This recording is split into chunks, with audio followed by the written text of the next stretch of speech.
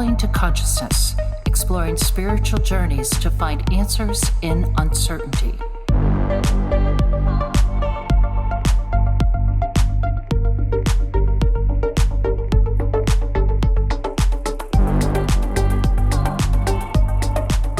What is up, conscious monkeys? Welcome to another episode of Traveling to Consciousness. As always, I am your host, Kalinkiteri.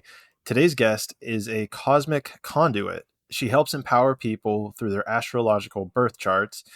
She has a couple of astrology projects in the works, but there's one that I have actually used, and I didn't realize that she worked on it until I was putting together this intro. That project is the Nuit dating app, and she is considered to be the lead astrologer on that project. So Conscious Monkeys, welcome to the show, Haley Comet. Haley, thank you for being here. Thank you so much for having me. Yes. Yeah, I'm excited. You've used Nuit.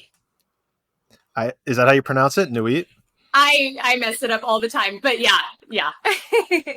I have. Mm-hmm. Awesome. Yeah. So what? Mm-hmm. So maybe that's where we start out with this, right? Let's get the astrological dating scene. It's 2 cents. Yeah, because when I first reached out to you, I didn't even know that you were part of that project. I had probably used it beforehand, but then I was going through your profile trying to figure out some more like lead-in stuff, and I was like, oh shit, she's worked on this Nuit dating app. So what is your background with that dating app?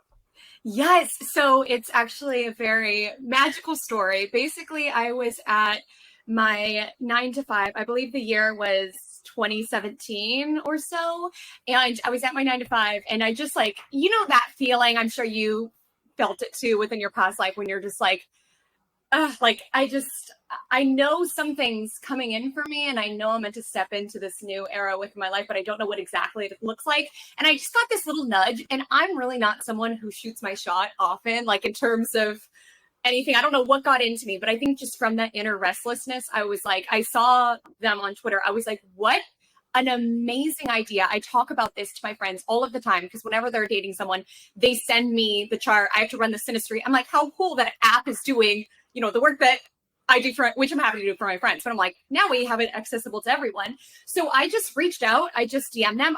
And it was very very early on to even being aware of it. And I just got that little nudge, and you have to follow those things. And I was like, I don't know where I'm getting this vibe, but I just shot my shot, and I was like, hi, I think you should, I would love to work on the app. I think you should hire me. And it didn't go anywhere for a while. I mean, we kind of went back and forth. I still supported the project from afar. And then it came to a point where I got to hop on board and support with their acceleration and their content creation. And it was just such a dream come true. And it was so helpful, because it kind of allowed me, because like I said, that desire, that nudge to be like, you should reach out to this app, came from me not necessarily being totally fulfilled within the role that I was, and kind of just craving this expansion more so into the astrology, and working with them really helped me build that belief that I could fully step into that role. So that's how I got on board. And it's when I talk about a dream collaboration, the two women who started the app founded it. I hopped on a little bit later after it was already created and supported the acceleration of the content. But the two individuals, it is such a dream team. It is so heart-centered. They're so passionate about what they're doing. And I'm really excited to see where the future takes and the growth. I mean, it's been out there for a long time, so it's really cool to see it picking up speed now, which is amazing. Mm-hmm. Yeah, that's cool. I think I'm trying to remember whenever I first downloaded it. It might have been probably a year ago ish, but I've been off and on because it seems like there's not a very big user base. And so you're matching with people that are 200, 250 miles away, and you get to a point, it's just all right, not much I can do with this. Right. So is that a issue that you guys have been working on lately, is to get more people on board?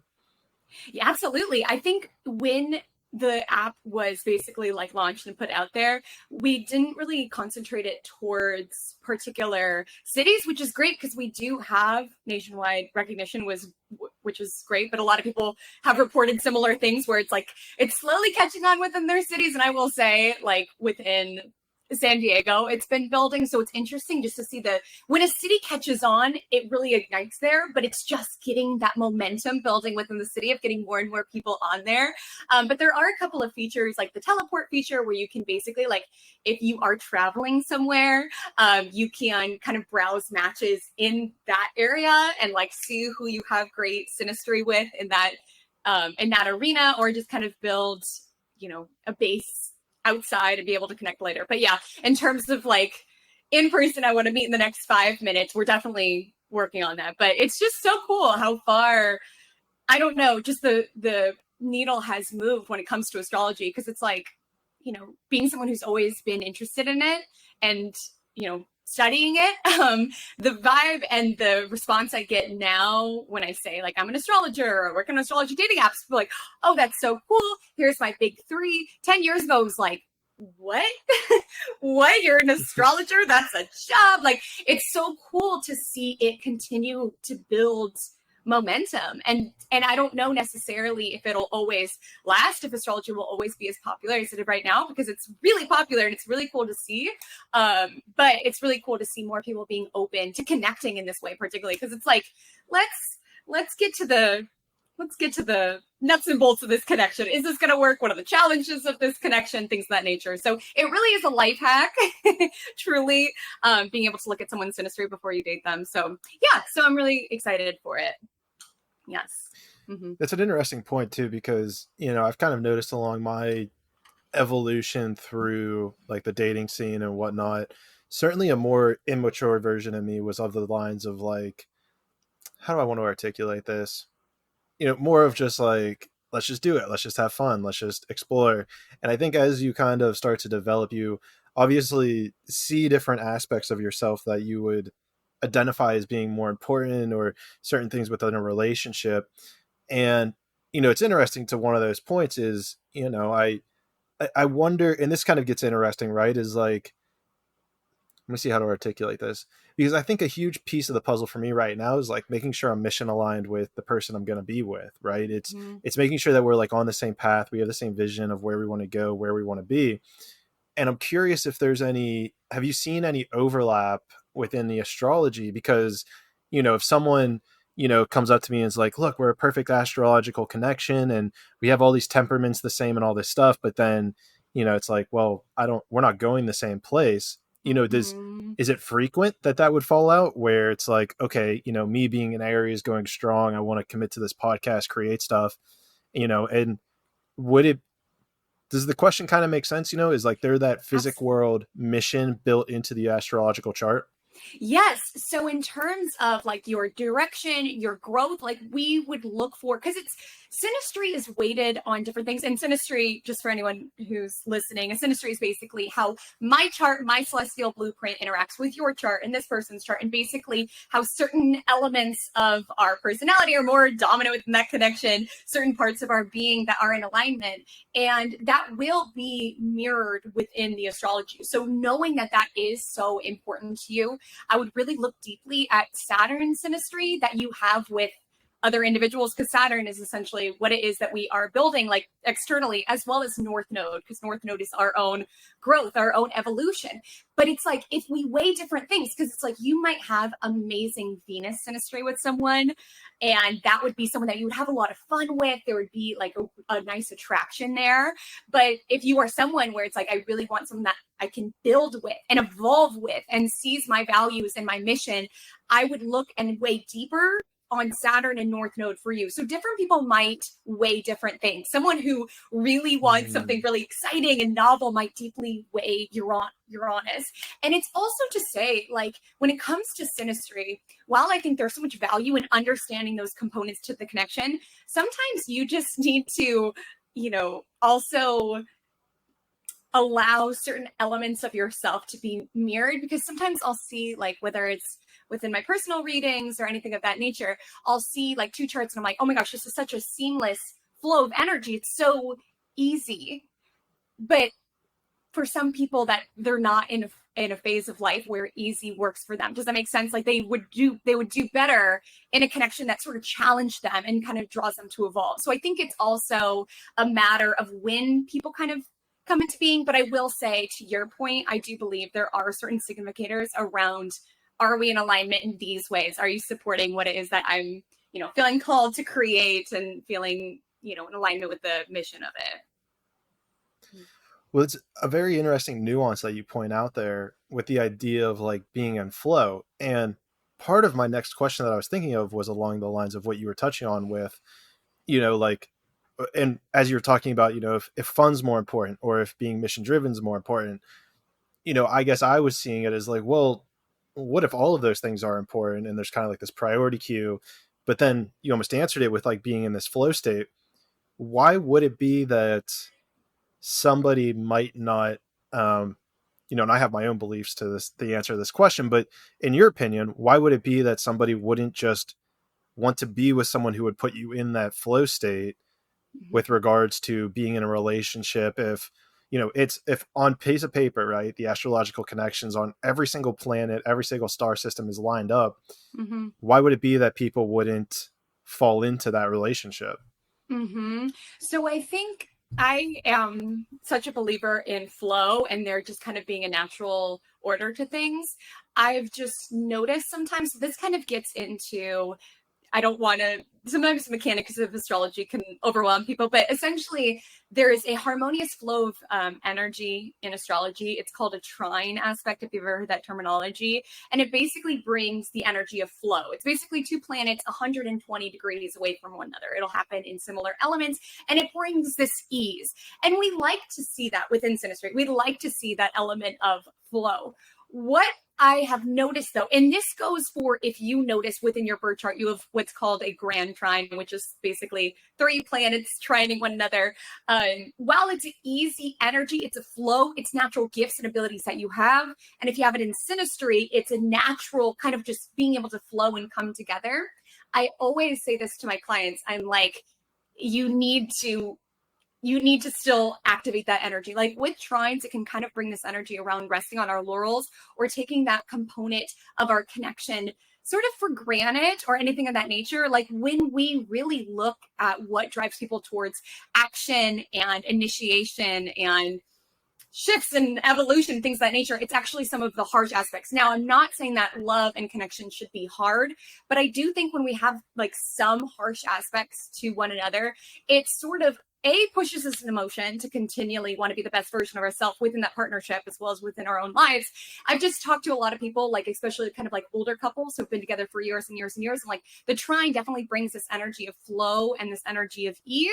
But at a certain point, it's sort of a part to the connection that you take for granted. You sort of like rest on your laurels a little bit. So honestly, when I do compatibility, I like to see both. I like to see some energy where it's like there is some conflict, because I think if everything's easy, we don't really get like a lot of growth, like different perspectives and continually being able to learn from one another. I like to see a combo. Like we think we want life to be easy and everything be seamless, whether it's in relationships, connections, but we would truly get bored. Like, you're Aries. Challenge in many ways is what drives us in this world. So I think having some of that kind of echoed within a connection, I personally like to see. And maybe that's, astrologer to astrologer, but personally, that's what I like to see.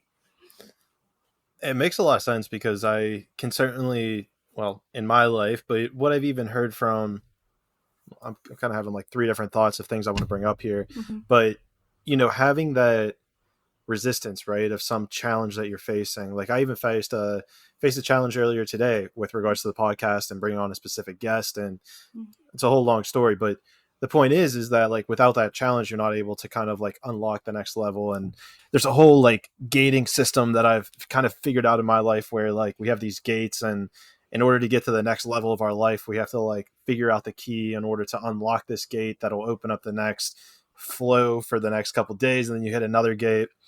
Where am I trying to go with this? I kind of lost my train of thought with that. Did you have something to say on that? Yeah, I think like with new levels, new devils, truly, like every set of like, because it's like what I like to do literally when it comes to like the challenges that I'm unlocking within my world is I really try to be competitive with myself, like looking back at myself like a year ago and 2 years ago, and like really observing how, and it's funny because it's like something that you've wanted, whether it's like this podcast or anything of that nature, something that you've wanted, you like from the past, you currently have. And oftentimes we glamorize and we idealize. We're like, oh, if only I had a podcast, then everything would be great. Or like within my world, if only I was full-time astrologer, everything would be great. And largely, I do find a lot of gratitude in where I'm at now, but it's like at every level, there's still things that are challenging. And that's why we came to be humans, is to be able to like evolve and grow within these new like levels that we ascend to. So oftentimes that's why I try not to be competitive with other people, because you don't know the levels that they're unlocking within their world or the challenges that come with that particular echelon of success. So I think the best thing to do is really look at who you were 1 year ago, 2 years ago, and be competitive with that person if you're going to be competitive with anybody. Yeah, competition is a very interesting idea in of itself, because I've kind of gotten to this point where I think it's kind of an illusion of some sort. And it's interesting because I compete in jiu-jitsu, and this has been like a very going across this evolution of like spiritual development. I'm like, I haven't really competed too much recently, and I'm trying to figure out like where that balance is of competition. Like, it comes back to intention, really. Like, why are you competing? If it's, it changes person to person, but it's almost like if it comes from like this ego place of trying to be better than somebody else, or like that competition edge, it's interesting too, because I don't know why I'm stumbling so much here. Mercury's about to go retrograde. That's why. The communication's going down. Yep. Mm-hmm. I'm trying to think of this through though, but competition is really interesting because I've started to look at it in this lens of and it's cool because there's Brazilian jiu-jitsu guys who've always talked about how we have this ideology that it's like you either win or lose the match. And in reality, like that's fine. Like that's one way to view it, but they've always talked about it as you either win or you learn. And it's so fascinating because it's like every time I've lost a competition, I've learned something deeper about myself. If I go and win the competition, which I've done a couple times, you don't really learn anything. Like it's cool. You almost feed your ego by getting that gold medal, but I didn't learn anything because I was, the best. I did everything that was good enough to win, but I didn't learn. And it's funny too, because to tie this back into relationships, I've been trying to fix my mental psyche around them to the point where it seems like, and this comes back to attachment and things, but we hold on to that last relationship so much that, you can't let go. You start thinking about the good things about it, but it's almost like we can't let go of it until we learn what we needed to learn from it to have us move on to that next experience in life. Absolutely. It's like there can be a reason why it's still sort of like within our psyche. It's like something about it kind of needs to be wrapped up, or the lesson is learned. And if you don't learn that lesson, it'll simply get mirrored to you within the next relationship that you get it. It's like wherever you go, there you are. And that echoes into dating. It's like if you didn't fully learn that lesson within that connection, you're just going to repeat, maybe not the exact same person, but the exact same kind of dominant themes and the exact same triggers within you and the exact same wounding. So the only way to, get over something is to get through it, like to really face, whether it's a connection or whatever it is, to face it head on and to learn so that you can really shift into attracting a new type of person into your orbit and not someone who kind of like mirrors those same those same patterns over and over. That's what I knew. I was like, okay, we're at a different level. At least I've worked through it when I started, like when I noticed that I was dating a different sort of person. And furthermore, kind of taking back to synastry, someone who kind of activated different parts to me. Like it wasn't really activating that sort of familiar wound. Obviously with every connection there's going to be certain lessons and areas to grow, but I was like, the moment that I was kind of getting different energy into my orbit when it came to my relationship, I was like, okay, we're at a new level here. Okay. I learned from that, thank goodness. Oh my gosh. That's interesting. And so to even tie this back to an astrological position, do you take like your birth chart and would you try to say to yourself, okay, like this is the ideal birth chart of who I'm looking for next, and this person is going to be able to unlock different things? Like do you almost like look at people as opposed to like, this physical, whatever you want to call it, layer? Do you almost like put this layer of astrology over top of it where like for instance, do you have a list of like, I want my next person's Saturn to be in this, or by their next moon to be in this? Like you're shaking your head. Is that how you do it?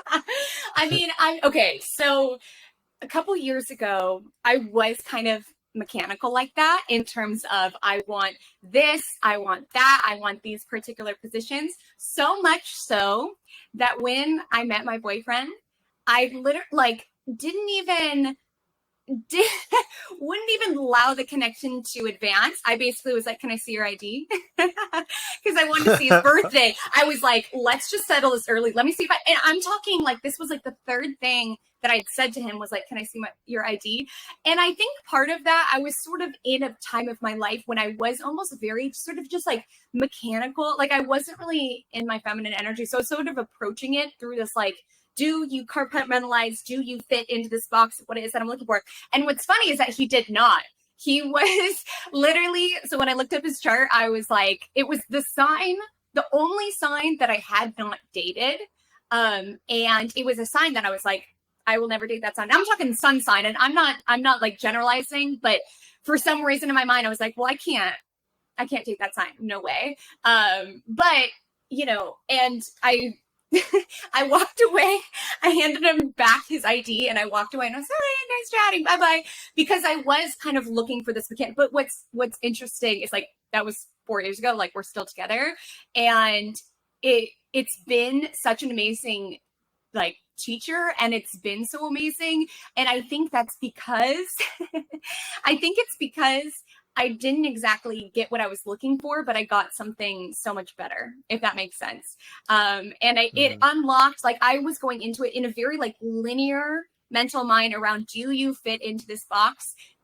But it's like, it's spirit, it's soul, it's connection. And while astrology can sort of tell us certain dynamics within it, it was something that kind of just, it was very, the universe didn't give me what I wanted, but it gave me what I needed. And I feel like that happens so often. So I truly, like when I do synastry readings, even what I recommend people use Nuit for is not so much, okay, yes or no, but more so like understanding, okay, these are certain dynamics to be mindful of. Like there are certain parts that I peeped within my boyfriend's birth chart the first time I met him around, okay, I can see this particular area of our connection, you know, we have to like over communicate. That's not something that frees flow, like certain, you know, areas to be mindful of.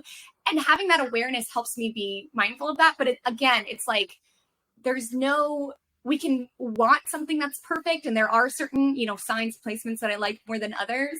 But I think just like anything in life, when it's a little bit more synchronistic and there is this element of challenge and someone outside of our own psyche, or like what we think would be best, there's a lot of opportunity in it. But now when I look at his chart, I'm like, okay, if I were to design a birth chart, it would be this birth chart. Now I like it. I shouldn't have walked away when I first met. Maybe it was all part of the challenge.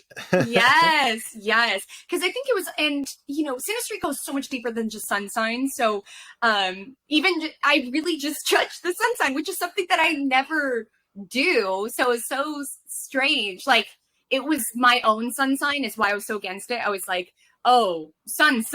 Because the thing about dating the same sun sign as someone else is that it makes you deal with a lot of your own stuff. Like sun is the illuminator. So a lot of times when you have individuals who date who are the same sun sign, it kind of mirrors certain things to you. There is an inner knowing and you guys really understand each other, but it's not always comfortable because certain things are mirrored back to you and it's very hard to hide from those things because there is such a shining on one another. So I think subconsciously I was avoiding that work because I was kind of in a more wounded spot. So I didn't want to look at myself, but the connection made me. So again, the universe gave me what I needed, not what I wanted. Mm-hmm. That seems to be a common theme in my life as well. Yeah. Mm-hmm. You ask for A and it'll give you the polarity, and B and that's what it'll end up giving you. It's like, no, I wanted the opposite of this. It's like, well, that's what we're giving you. But would you agree that like when you look back on it too, sometimes like the way things play out, I'm like, I couldn't even have designed this. Like in our conscious mind, you know, we're only seeing the step in front of us, but like the universe is seeing step C, D, E, F, G, whatever, and seeing how that thing, us not getting what we want or having that learning from getting the other side of the polarity, how it's setting us up for something so much better, and getting to a time when you're like, I could have never imagined it would be this good, or I would feel so aligned with my path. Or it's like, oftentimes, I don't know your story of kind of like your spiritual awakening, but a lot of people, it's not comfortable. Like, it comes from something where it's like dark night of the soul, like they had to kind of go through that in order to get to the other side. And then once you, and you know, there always is parts to healing and parts to spiritual evolving. But when I look back on it, when things I'm like, oh, this is not what I wanted. When I look back, I'm like, trust me, it's setting you up for the next best in a better way than you could have even imagined. Like, things permeated within my world thus far, only 28 trips around the sun, but I would say, like, just in terms of things that have permeated within my world, it's better than I could have even imagined, even though it felt like hell at the time being. No, I totally relate to that. And this thing that actually happened this morning, which I referenced earlier, is kind of screaming to get out. And I don't know if it's just a personal thing, but I think it relates to this, where, so what kind of occurred is, you know, like we had a meet and greet before this, and I basically lay out the whole gist of the podcast. You know, it's, you know, I asked for a 3-hour block of time, blah, blah, blah. And so this person, messaged me. So we had the meet and greet. He was cool with the block of time. And then he messaged me earlier this morning and was like, hey, by the way, like, you know, I've been doing a lot of podcasts, you know, really well-known doctor. And so I was like amped, like I was so excited to bring him on the podcast, so excited to sit down with him.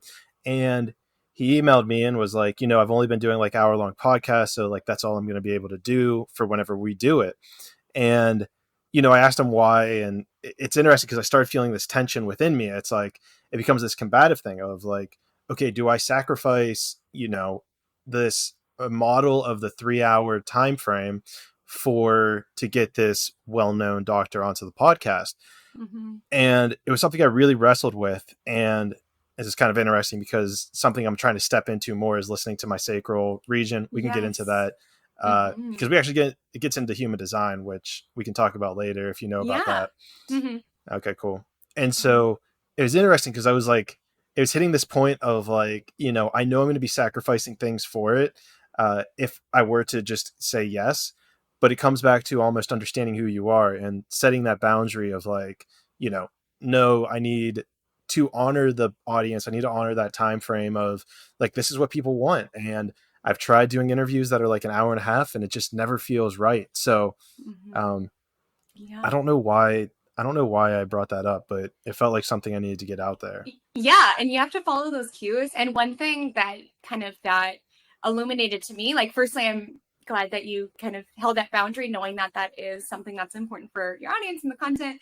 But I will just also bring to the surface, and I don't know if you know your full birth chart, anything that nature. All I know is that you're Aries sun. But when I think of sun sign, like, I think of it in many ways. Like, I do believe that we picked our birth chart. We picked to major in particular themes. So the only placement I know is yours, Aries, but you picked in some facet to major in Aries-like themes. If I grab my phone, I can pull up CoStar if you're interested in learning some other ones. Would that help? Yeah, I would love to know. Yes. But with Aries energy, it's like partly you are majoring in the study of self. Like, Aries is the first sign of the zodiac, so it is the divine sort of burst, the divine spark of life, and it is the sign of self. Okay. So it's like, in part, you know, when you major life school, when you major in Aries energy, you are learning at this experience how it is to initiate, to take something from idea to form, to start things, as well as to be authentic and raw within your own like self experience.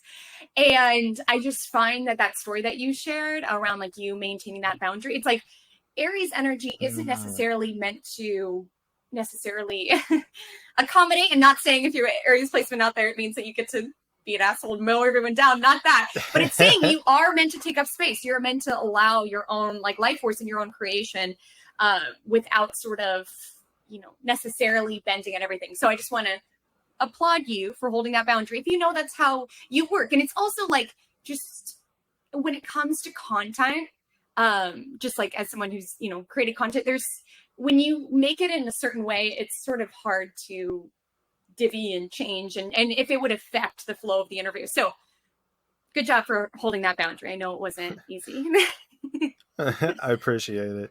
No, yeah, and that's actually an interesting point you bring up, because I know that I in my past have come across as like a dick, like from just kind of stating the way I see the world as like this is the way it is. And I never, it's interesting because I never really did it to be like mean. It was just kind of like a more logical minded, more of just like a this is what it is kind of mentality. Mm-hmm. And this brings it up to another interesting thing that I've kind of seen with astrological signs, is that it seems like, and you kind of alluded to this, where it'll kind of tell you, quote unquote, who you are. But as I've kind of gone through this development, I'll see things and I'll be like, well, yes and no, because I used to be that way. But since I've healed that portion of me, I am now kind of more of an involved state of this, whether it's, and I've got all my stuff pulled up now if you're interested, but like, like you're saying, like being the asshole, it's like, that was an unevolved, that was a more immature version of me. And like you're saying, I have that propensity to do that. And so now in that kind of like more less egotistical, more taking empathy into consideration, I've kind of developed that Aries nature, and I'm trying to find that balance of where it lies. And it's interesting because it comes back to what you're saying, where that's kind of what you need to do. And so there's basically two branches and really schools of thought. There's more than two, but the major schools of thought when it comes to astrology is fatalistic or transpersonal, also known as evolutionary. And the biggest core difference is that fatalistic astrologers approach things where it's like, you are your chart. That is who you are. That is what you will be. Your destiny is laid out, and there's no option in that. I personally identify as a transpersonal astrologer, which essentially means that you have this chart, you have this blueprint, you can unlock the lower vibration of that. Like, because every sign, every aspect, like everything has a higher vibration, a lower vibration. So like we were highlighting with the Aries energy, there can be, like reckless, impulsive, selfish, whatever the lower vibration of Aries energy is. But you can also be conscious of that. And that's where I feel like the true gift of astrology is. It's not defending myself. Oh, I'm a Pisces, so I'm always going to be, weak and not powerful, but rather looking at it and evolving beyond it and noticing those moments, like for me as Pisces sun, like observing those moments when I show up as kind of the lower vibe of that Pisces sun, feeling really like weak and helpless and like I'm not cut out for this world. I observe those tendencies, and rather than being like, well, it's all I am because I'm Pisces sun, I'm like, okay, I'm observing that come to the surface, but I'm going to show up as a higher vibration of it. So I think that's where the true beauty of astrology comes from, when we really activate it and kind of up level it. Because like truthfully, to personal level, like my my chart, if an astrologer, or rather if I got an astrology reading and I like showed them my chart, like and I've gotten a few and they haven't had this reaction, but my reaction if someone were to give me my chart would be like, whoa, girl, okay. Because there's certain elements of it that are very, very challenging, and there's certain elements where it's like I definitely could kind of feed that lower vibration. But I think that's the purpose of astrology, and that's really the kind of clients that I'm really inspired to work with, is individuals who are like, I know these tendencies, they keep coming up. How can I get beyond this? How can I show up as the higher version of myself?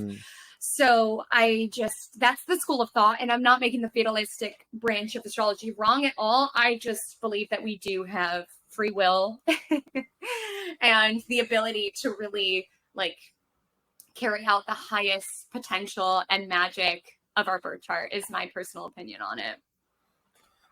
I love that you make that distinction, that there's two schools of thought that would come with it, because to me it was striking as like it was doing that, but I'm thinking of it like growth versus fixed mindset, where there's a idea that you are what you are and that's all you are, versus like growth mindset, where it's like, okay, well, there's something here to learn, like I can do this.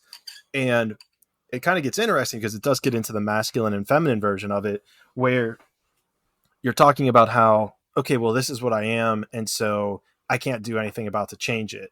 And I've mostly noticed this with girls, I suppose, but I don't know, maybe it's an emotional thing, but I mean, they tend to lean feminine for a reason, but where it's like, okay, my emotions are coming up, I'm sad, I'm going to just keep telling the world that I'm sad today, and I don't think I've ever heard anyone say it's because of their sign, but I know I've heard mostly girls like, oh, I'm sad today, so I'm just going to be sad. Oh, I'm going to be this today, so I'm just going to be this. And it's almost absolving yourself of the masculine counterpart to it. It's almost absolving yourself of that energy of like, okay, like you can change that. Like just because you are in this state of sadness doesn't mean you have to carry out being sad the rest of the day. Like there are plenty of things you can do, to actually cut that off and completely change the outlook of your day to get you into a more positive, receiving, happy state. Mm-hmm. And I would say that you're kind of viewing that from your own kind of like perspective or from your own birth chart, I would say. Because like to one level, like when I hear you say that, so I have moon rising, so my moon's right on the ascendant, and we are going to look at your birth chart. I'm curious what your moon sign's in now. So like I kind of relate to what you said in that like how it is that I view the world, and this might be because I am, feminine or whatever, but I view the world very, very like emotionally, like very, very happy, sad, sads. And it's like, rather than when I'm having a sad feeling, there is an element of, I'm just going to be sad today. But I think also sometimes our sads and our angries and whatever can like teach us something. So even those moments when I'm like, okay, I'm sad, how can I just be happy? Sometimes I like need to go through that sad or fully just envelop myself in that emotion so I can get to the other side.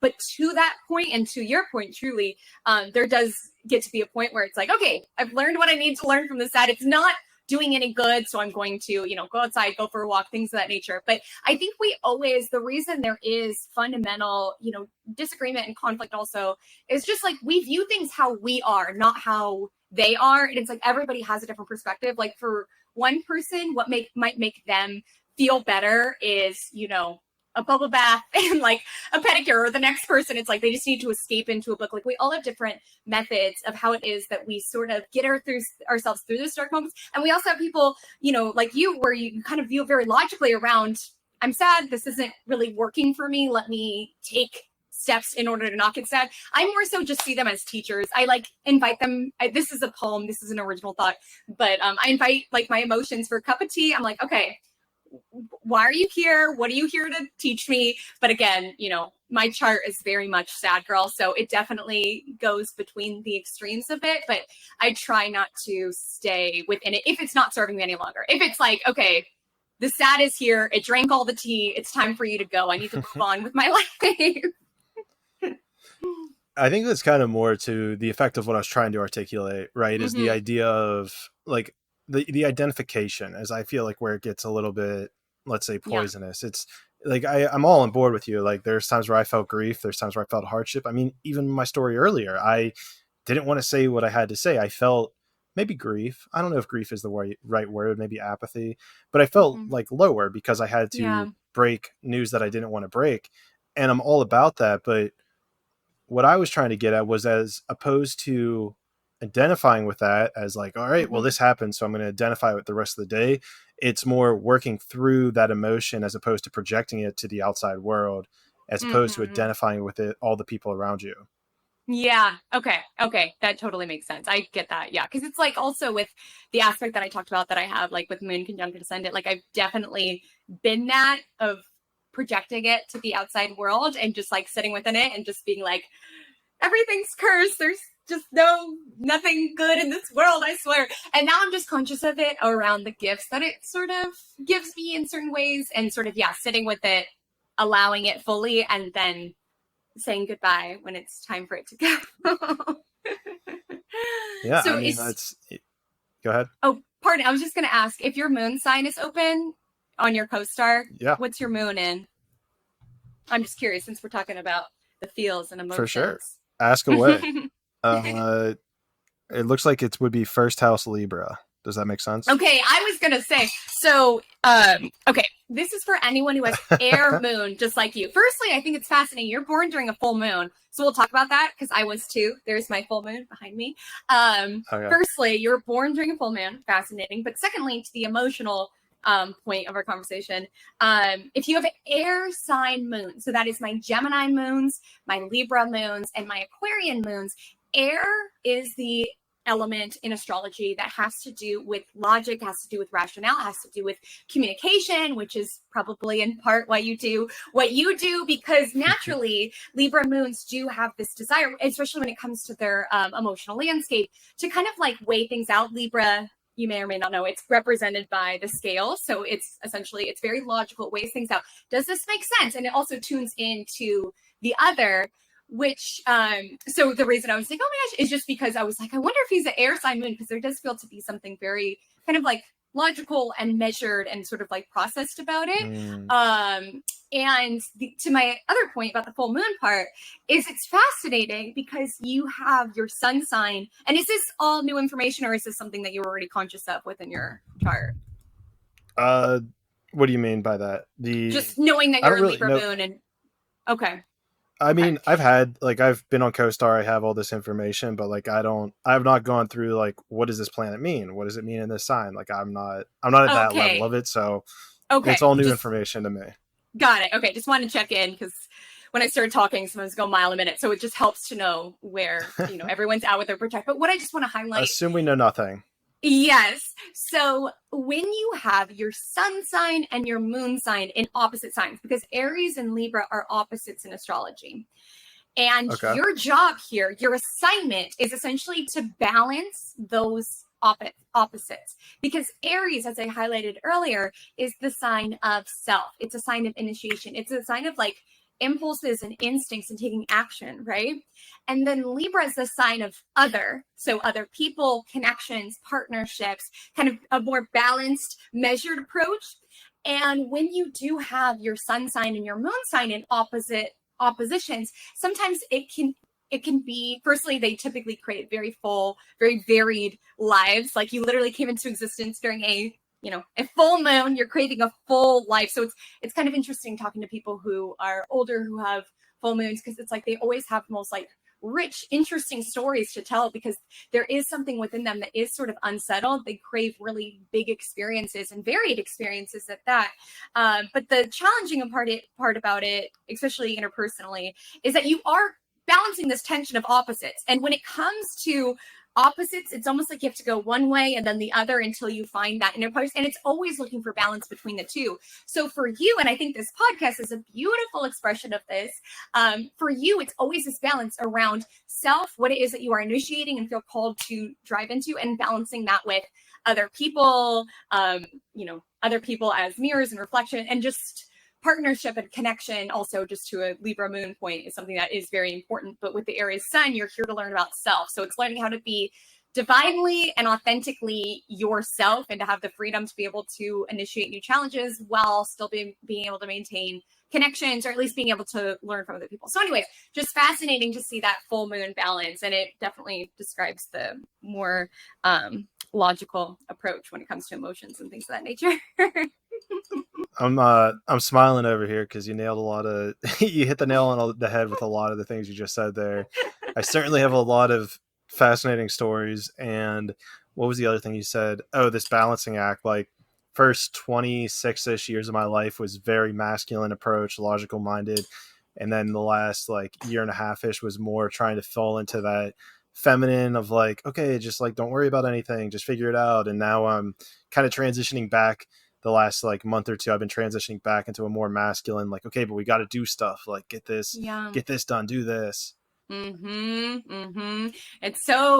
like going back and forth until you find that middle point. And like, I just want to share, because I was also born on a full moon. Anyone else who might be born on a full moon, that would be if your sun and moon sign are in opposite signs. So Aries, Libra, Taurus, Scorpio, Gemini, Sagittarius, Cancer, Capricorn, Leo, Aquarius, or Virgo, Pisces. And again, it's opposition. So it's like, while these individuals tend to be very, very great when it comes to, connections and things of that nature, they can feel sometimes at odds within themselves. They're constantly struggling for balance. I know I certainly feel that with my Pisces sun, Virgo moon. It's like the Pisces sun is like very much in flow. Let's just feel, let's just make a mess, whatever. And then my Virgo moon's like, no, we need order. We need precision. We need everything to be exact. So it's interesting kind of negotiate. It's an interesting life assignment, I'll say, that we signed up for. So based on your language then, based on what I'm picking up here is that you're on board with the whole idea that we like chose our lives, that we picked when we incarnated, we picked about our life past. How did you're shaking your head? Yes. So the question then is like, how did you come to that conclusion that, we decided this incarnation, we decided our life experience, what was your story like to come to that realization? That's a really great question. And I'll say how I personally arrived to that. I mean, for one lens, it just is a deep inner knowing, I guess, around that just always has been something that made perfect sense to me. And then bringing it kind of to astrology kind of built that foundation for me as well, because there are certain parts to astrology. If you've looked into North Node and South Node represents certain lessons that we've learned from past lifetimes, certain Achilles heel, like ways that we've kind of gotten stuck in our evolution, or like ways that we sort of blocked our own growth. It can be a comfort zone, and you can have certain abilities and talents that are represented by the South Node, but it's not where you meant to stay. Essentially, North Node is the lessons you signed up for in this lifetime. So when that was taught to me, that made such sense, and it clicked this part that I was like, yes, this absolutely makes sense. Like, I wanted to learn about these themes. And even if you look into family charts, I love doing like generational readings, because if you even look at individuals within families, it's like within my family, what runs rampant and is almost like passed down just as much as any other genetics would be, is Sun Saturn conjunctions, which is just basically an aspect that only happens, the odds of that happening, it only happens like every like 2.5 years. It's such a rare thing to occur to have within every person within, as far back as I can see. It kind of just mirrors certain elements around, okay, I feel like I chose this family. And it'll be really interesting, like when I have kids, if that like continues, like that particular aspect. But yeah, to answer your question, essentially it's kind of built in. I don't want to say that everybody who studies astrology needs to believe that way. It was just something that when it was taught to me and when I read about it, I was like, that makes complete sense. And when I looked at my chart, I'm like, okay, I see why I picked these particular themes. I can totally see it. And it's like, ever since I was little, I've always felt that we've had past lives and future, like beyond even when it was told to me, like that was just like a deep inner knowing. So it's always resonated with me. And where my South Node is, and something that's also made sense to me, kind of tells a story around in past lives. Like I was an astrologer too, which makes so much sense because there was stuff even before I studied that I knew. And I was like, where is this coming from? Or even particular like things that would come out in readings. And I'm not, trying to toot my own horn or anything like that. But I was just like, where is this? It literally felt like I was channeling something. And so when I sort of dove into that South Node, I was like, oh my gosh, it makes so much sense. I was an astrologer in a past life. That's why a lot of this feels so natural. So all I want to say about that is basically, I do believe that we chose this lifetime, and it's something that's always clicked for me. What kind of made you believe that, or do you believe that? Oh yeah. I'm on board with it. Mine, where did it start? I think it started with I heard about the Akashic records. I'm trying to remember the timeline of how this pulled up. I think it started with learning about the Akashic records and kind of entertaining the idea. Then I have a very, very crazy Akashic record story about the first time I accidentally kind of accessed them that, through, reasoning alone couldn't explain it, that it seemed valid. And then I believe I started reading books by like Dr. Michael Newton and Dolores Cannon. And those books, based on the way that they're set up, the way that they've repeated and gotten the same answers from thousands of people, it's like, okay, this makes sense. And it was kind of similar to what you're saying, where there's just like this knowing. You hear something a certain way and you're just like, that makes sense. And I've also kind of been trying to put the pieces of everything together, right? Like, this might go back to something we can look in my birth chart about, but I've always had like a very scientific minded nature about me. And I was brought up Presbyterian, but along the way, they started changing words in the Presbyterian language of the Bible. And then in science, we always relied on the Newtonian model of the atom. Quantum physics came along and was like, hey, this model is completely wrong.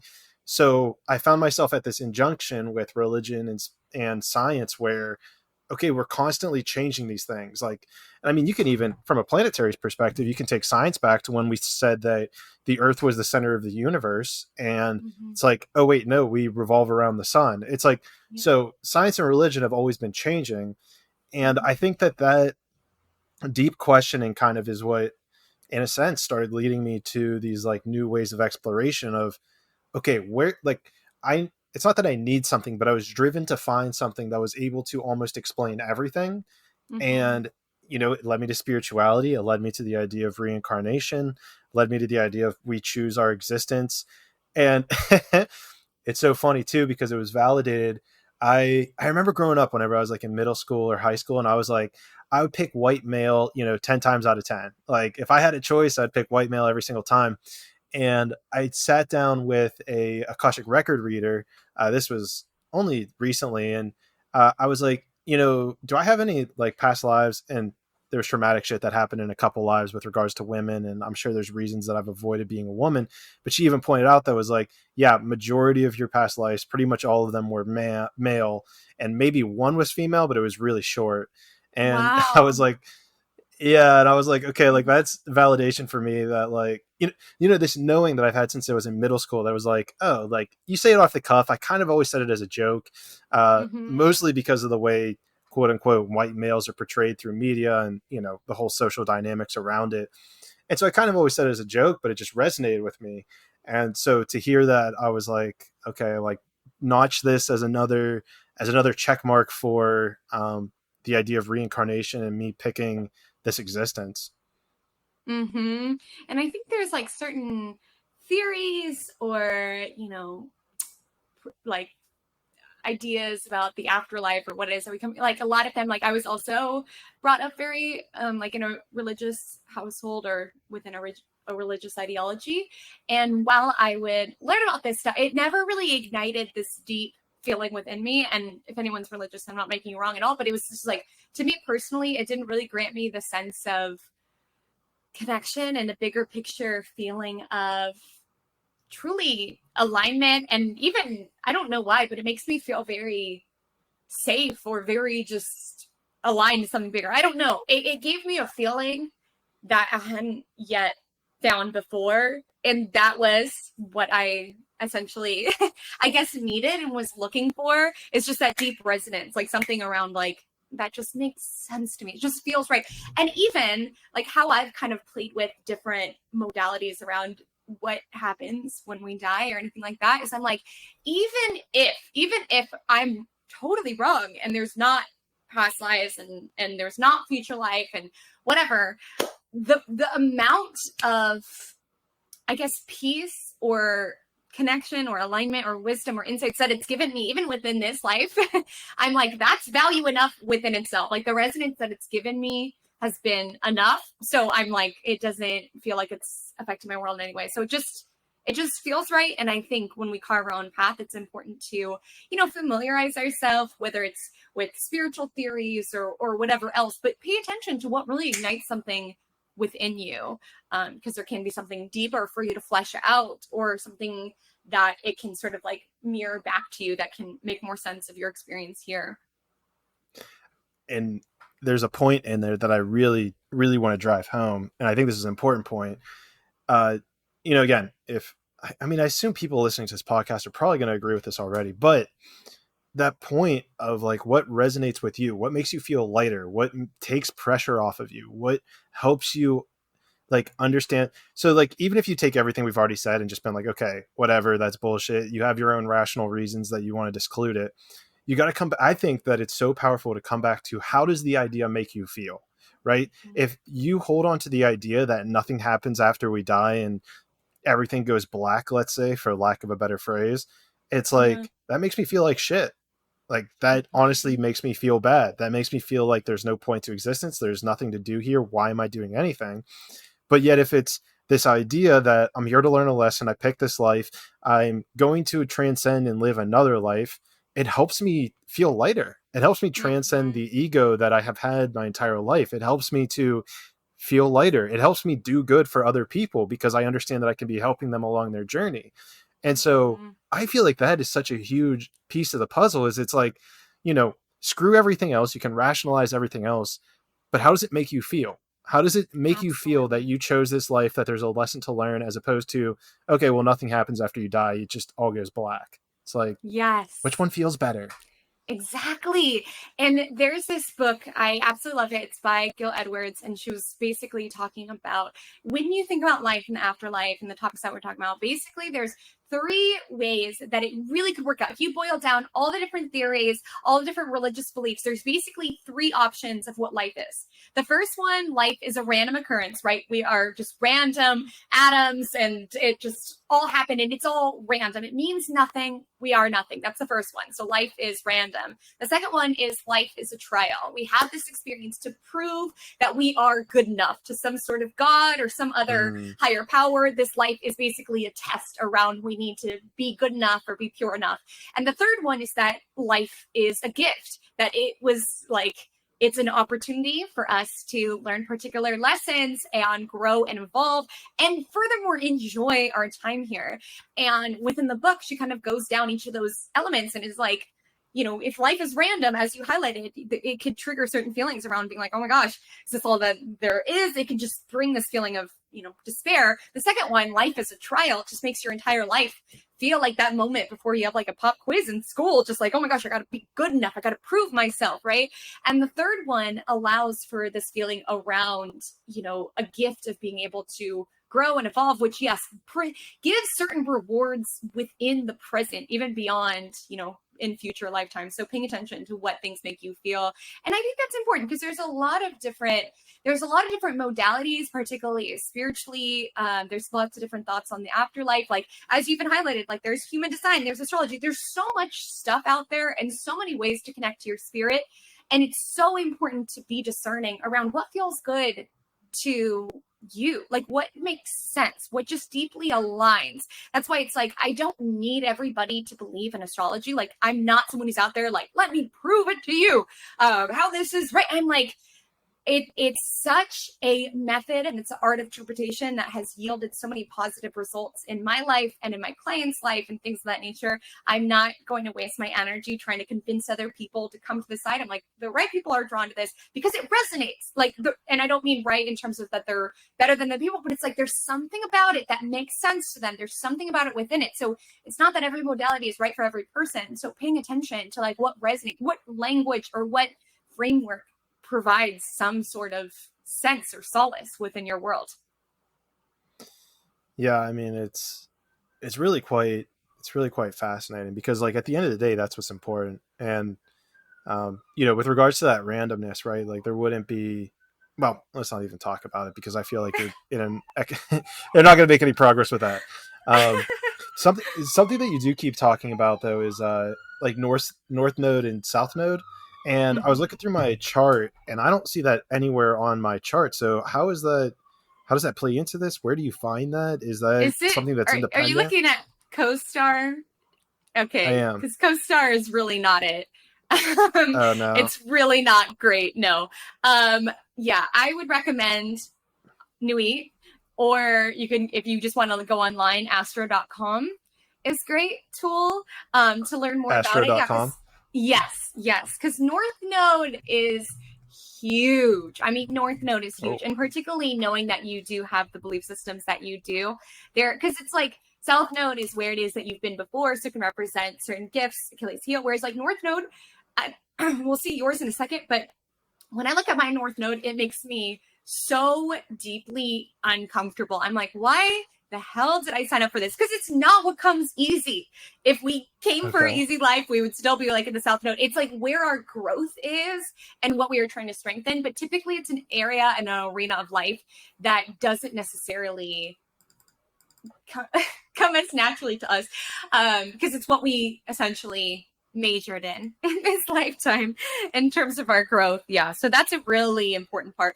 And just a fun fact, since this is like a newer concept, so essentially like when we have eclipses, so our next round of eclipses is actually right now when this episode comes out. We're in the middle of eclipses. And when we talk about eclipses, that's when the new moon or the full moon essentially is by the nodes. It's when I talk about north node, it's nodes of the moon. So eclipses are basically lunations bundled up with the north node. Just fun fact there. And I think I sent you an email. I'm not sure if you replied to it, but this is releasing on October 20th, I think. Is that what we're talking about? Yep. Yep. Okay, cool. The first eclipse is October 25th, and then the second one is November 8th. And we need to make sure to go into those because those So something intense. that we should probably... Yeah, so let's dive into it. I tried to go to astro.com, but I wasn't able to find anything. Okay. It just looks like a rough website. Is there... Oh, okay. So for anyone who's following along, it looks like go to astro.com/CGI/chart.CGI. Does that sound about right to you? I just go to astro.com, and then if you scroll down a little bit, it says charts and calculations. Oh, really? Do it on my end. Yeah. I mean, let's make this interactive. Yeah, everybody put in astro.com. It's a tool that I really like. I mean, there's a lot of one that you can find if the interface isn't resonating with you, but that's the one that I like just because it makes it really clear. Well, it's also interesting because you're not the first person to tell me that CoStar isn't the best source of information as well. Yeah. So, I don't have any. Yeah, I don't have any personal beef with them or anything, but it's just really hard because I've just noticed a lot of times when people put it in my face, it doesn't really tell you that much within your chart. Yeah. And it's really hard because a lot of people will show me their table chart, or they'll be like, oh, well, CoStar said this. And it's a lot, sometimes with my consultations, we'll be kind of fixing those sort of errors. And again, I don't have any personal beef. It's just it's not a very comprehensive interface. I can't even believe there's not North Node. I mean, I just feel like that's really, really big. But I'm not talking. I mean, to your point. Well, I'll give them a benefit where I do get daily notifications from them, and for some reason their daily notification every day is on point with something I'm going through. So I'll give them props for that. Outside of the daily notifications, it sounds like the astrological community isn't crazy about them.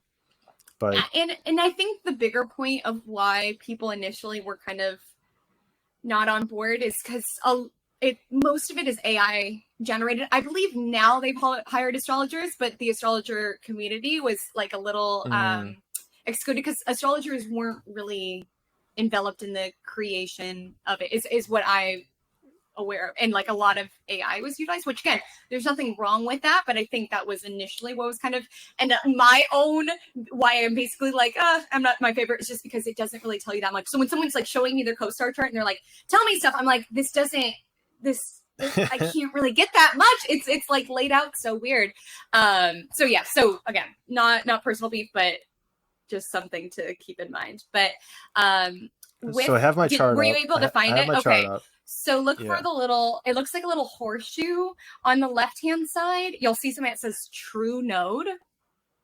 Okay. Do you see that little symbol?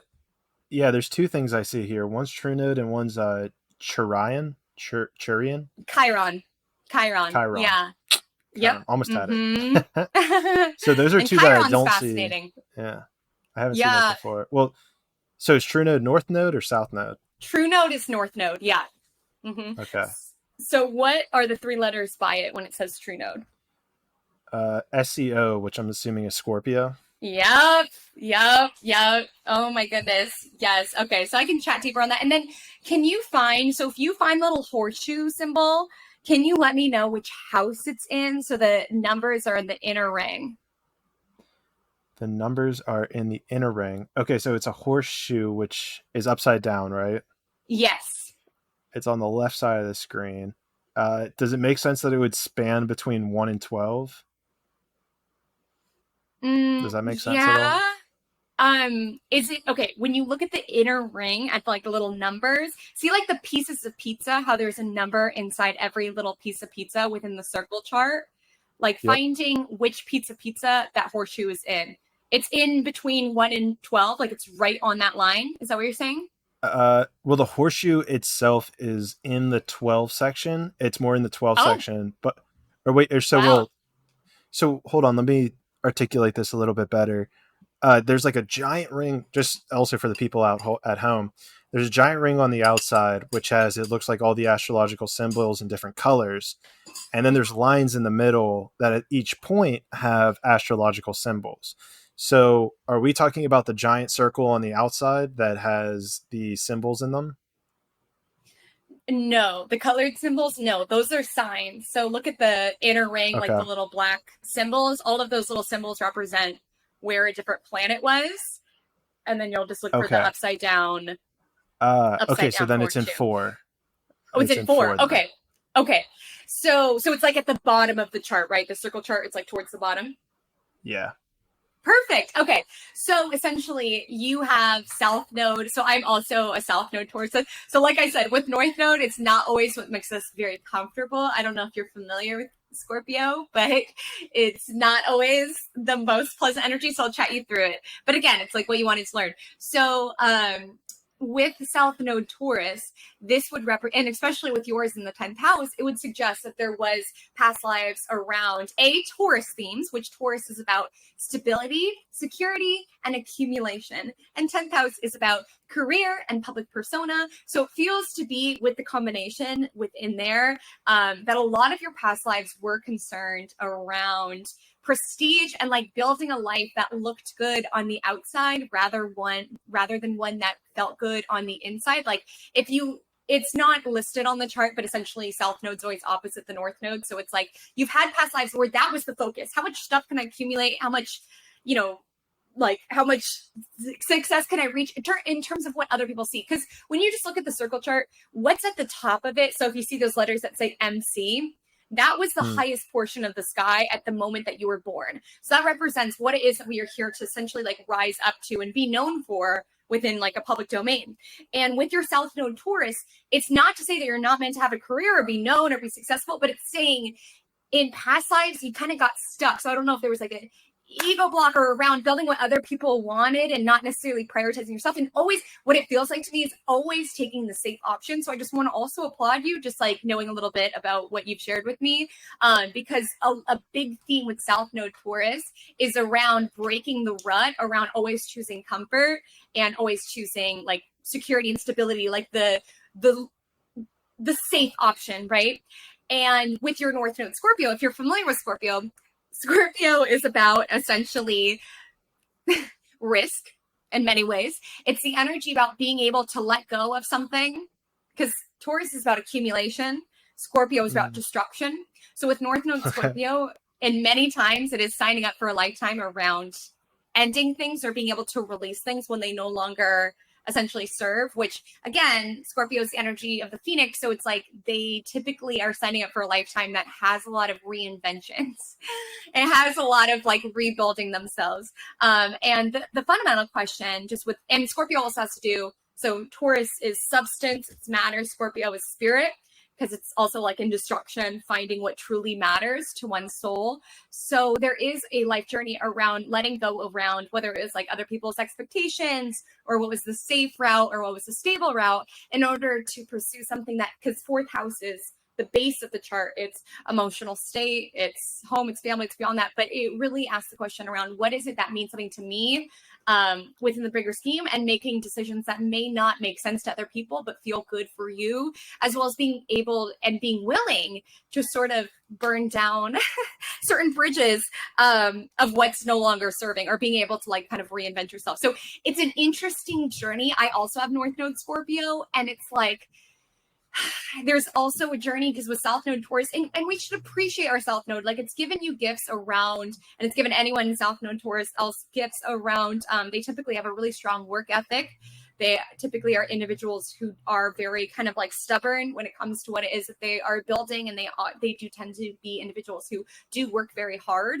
But in this lifetime, you can find that the results of what it is that you are looking for come quicker when you're able to, this is going on a whole tangent, but when you're able to sort of deeply merge into and try on other people's like values or beliefs. Like Scorpio is all about merged energy, which is why it's a sign that's associated with spirituality. So also taking into account in this lifetime, you are here to receive. So whether it's receiving support, receiving, I don't know, investment in the podcast, receiving ideas from other people with North Node Scorpio. Because like South Node Taurus, a lot of past life stuff was around, I got to earn it for myself. I got to do it for myself. And in North Node Scorpio, it's essentially okay in this lifetime to receive. Like a lot of the gifts that you could be offered or ideas or anything of nature, just think of it as gifts from spirit, source, universe, whatever you want to call it.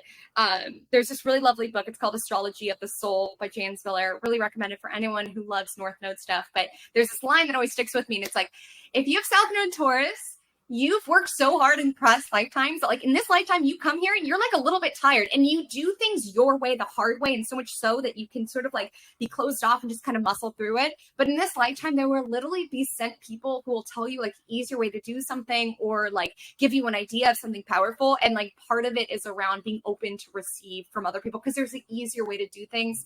And it really is about leaning more so into this energy of flow and of trust. Like South Node Taurus is like, I'm only successful if A, B, and C. So anyways, that's just a little bit about it. But I just think nodes are so fascinating to dive into. There's certainly a lot of, it feels like a lot of truth in what you're saying. With regards to, I'm not so sure about the past life stuff. Being that I think there was a lot of warrior type stuff in my past life. So it would probably stand to reason with what you're saying there. But with regards to this life, there have been so many times where, you know, doing the brute force method, I've started to kind of resent it because I've known that there has to be a different way. Or it's interesting you say this because I know that there's times where I hear people say this is the way it has to be done, and I'm very quick to like challenge it. I'm like, no, like that doesn't feel right to me. I'm not doing it. A perfect example is like this podcast where, you know, I've read podcast books, I've read books on growing a podcast. And one of the things that people have said is like, you have to do a podcast between 1 hour and an hour 30. And I'm just like, no, that doesn't resonate with me. Like, I don't like doing that. I've tried that before. I'm like, we're not doing it. And so I think to your point, you know, it comes back to learning about human design too, where, you know, I've been told through this that I need to listen more to myself and to not push through things and to listen to what feels right as opposed to doing something because it's going to, and I think you said something along the lines about like getting fame or recognition. Like this is a perfect example. This must be why I brought that story up earlier, is because we've already had like a couple examples leading back to it. It's like, you know, why would I push through this barrier that I've set for the 3 hour mark? And it's like, okay, just to have this name on your podcast, to have the social proof, how that outward external validation, to have like be a little bit more prestigious. And it's like, you know, it's like what you're saying. It's like, it's what the birth chart's saying, I guess, that you're saying. You know, being true to yourself in order to accomplish the things that you want to accomplish. And it's so cool too, because as I was even writing out that email, I'm like, okay, I know that there's something that's going to come out of this that is like, you know, that pain that I could feel writing it, that like, okay, this doesn't make sense. I knew that there was something that was going to like kind of is going to manifest out of me kind of setting that boundary for myself. That will be like that next evolution, going back to that gate system I was talking about earlier. Absolutely. And I think it's like when you have a like North Node Scorpio, as what's present within your birth chart, there is tremendous value in being able to, and especially in the portion of your chart, which is very private, and being able to tune into what like means something to me. Because like in the past life, whether it's warrior or however that came to being, it was like, you know, a lot of what it was that you did for other people, or you did for like recognition or like all of those things. So I think in those moments when we have opportunities to sort of change the pathway, is, you know, evolving for our soul. We're not getting stuck in like the familiar. We can pull in certain gifts and abilities from it, certainly, but we're not being seduced by the same sort of allures or the same things that drove us. And that's where I think kind of like a certain degree of evolution came from, and like continuing. So like with your North Node 4th house, continue to dial into, you know, what is integral to me, what makes me feel good, what is the style of, you know, like that's like seriously for anyone who creates content, the hack for creating content is to create content that you like to make, because if you don't, it will literally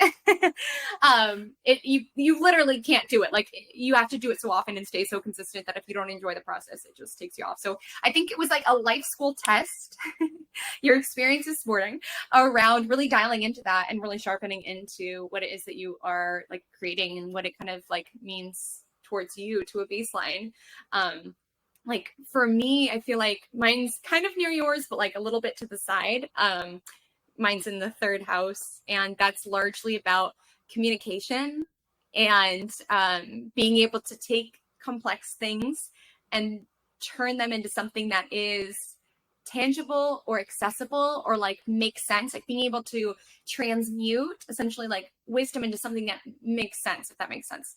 And a lot of times with North Node, it's not where we're most comfortable. And it's like with my North Node third house, I was never, I'm still not totally, but I am better about it. Like, I've never really been someone who loved talking. I literally didn't really talk that much when I was younger, but it's like I literally this cosmic assignment around really strengthening how it is that I communicate and like show up within that way to be able to take the kind of insights in the ninth house into that. So it's helpful to remind yourself of that, of your North Node. That's why my little necklace this is my birth chart and it has it on there. So it helps me like remember, like to continue, like even if there's a conversation where I'm like, I want to conserve my energy or whatever else, like continuing to remember, like you are here to develop as a communicator and also as a receiver for information. So continuing to kind of encourage and nudge myself in that direction, I found is another helpful element of your North Node journey. Interesting. And maybe speaking on that, I wonder if there's a similar energy, so like in this moment that I had this morning, like there was an energy of like holding back, of kind of tension, let's say. Do you kind of feel that with regards to communication, of like needing to push through the tension in order to deliver what you need to say? That's been my major challenge, I believe, because it's so interesting, like just the path that I've chose, although I literally feel like it chose me. I didn't choose it, but it's so interesting that, what I do for work or for my career is so much talking when I've always been someone who did not enjoy talking. And it's hard because the energy of Scorpio is around essentially cutting through the BS. It's getting to the core. It's getting to the matter of it. And that's my North Node. That's your North Node too. And it's very hard for me because I have this energy of Scorpio, which is deep, which is intense, which is about what really matters in this life, cutting through kind of like the superficial or anything of that nature, and doing that within communication.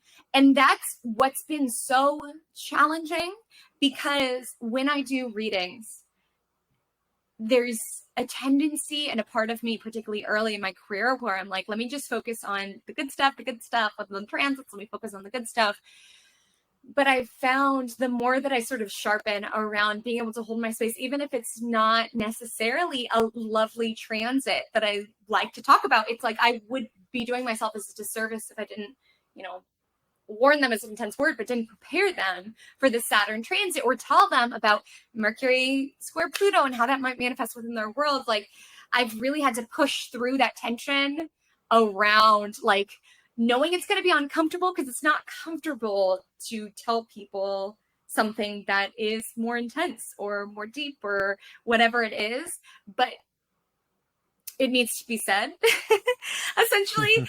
And it's been hard. And sorry, I keep referencing that book, but there was a part to Astrology of the Soul by Jen Spiller, where she was talking about the North Node Scorpio journey and talking about how, because it is a life journey around cutting to the core of matters, you really don't necessarily, like with South Node Taurus, there can be a tendency to choose a safe route, the stable route, anything of that nature. But with North Node Scorpio, you're here to kind of cut through. And a lot of times people won't be as offended as you think that they might be. And that's been my experience, is that people come to get an astrology reading to know the truth, right? So it's like, I can't keep things surface level and just be like, oh, you're doing great, it's all going to be good, because then that wouldn't be true to my form. And maybe that comes up within your podcast too, around like, we could keep things at this level, or I don't have to maintain this boundary and it's all good. But it's like doing your craft a disservice. It's doing, my clients a disservice.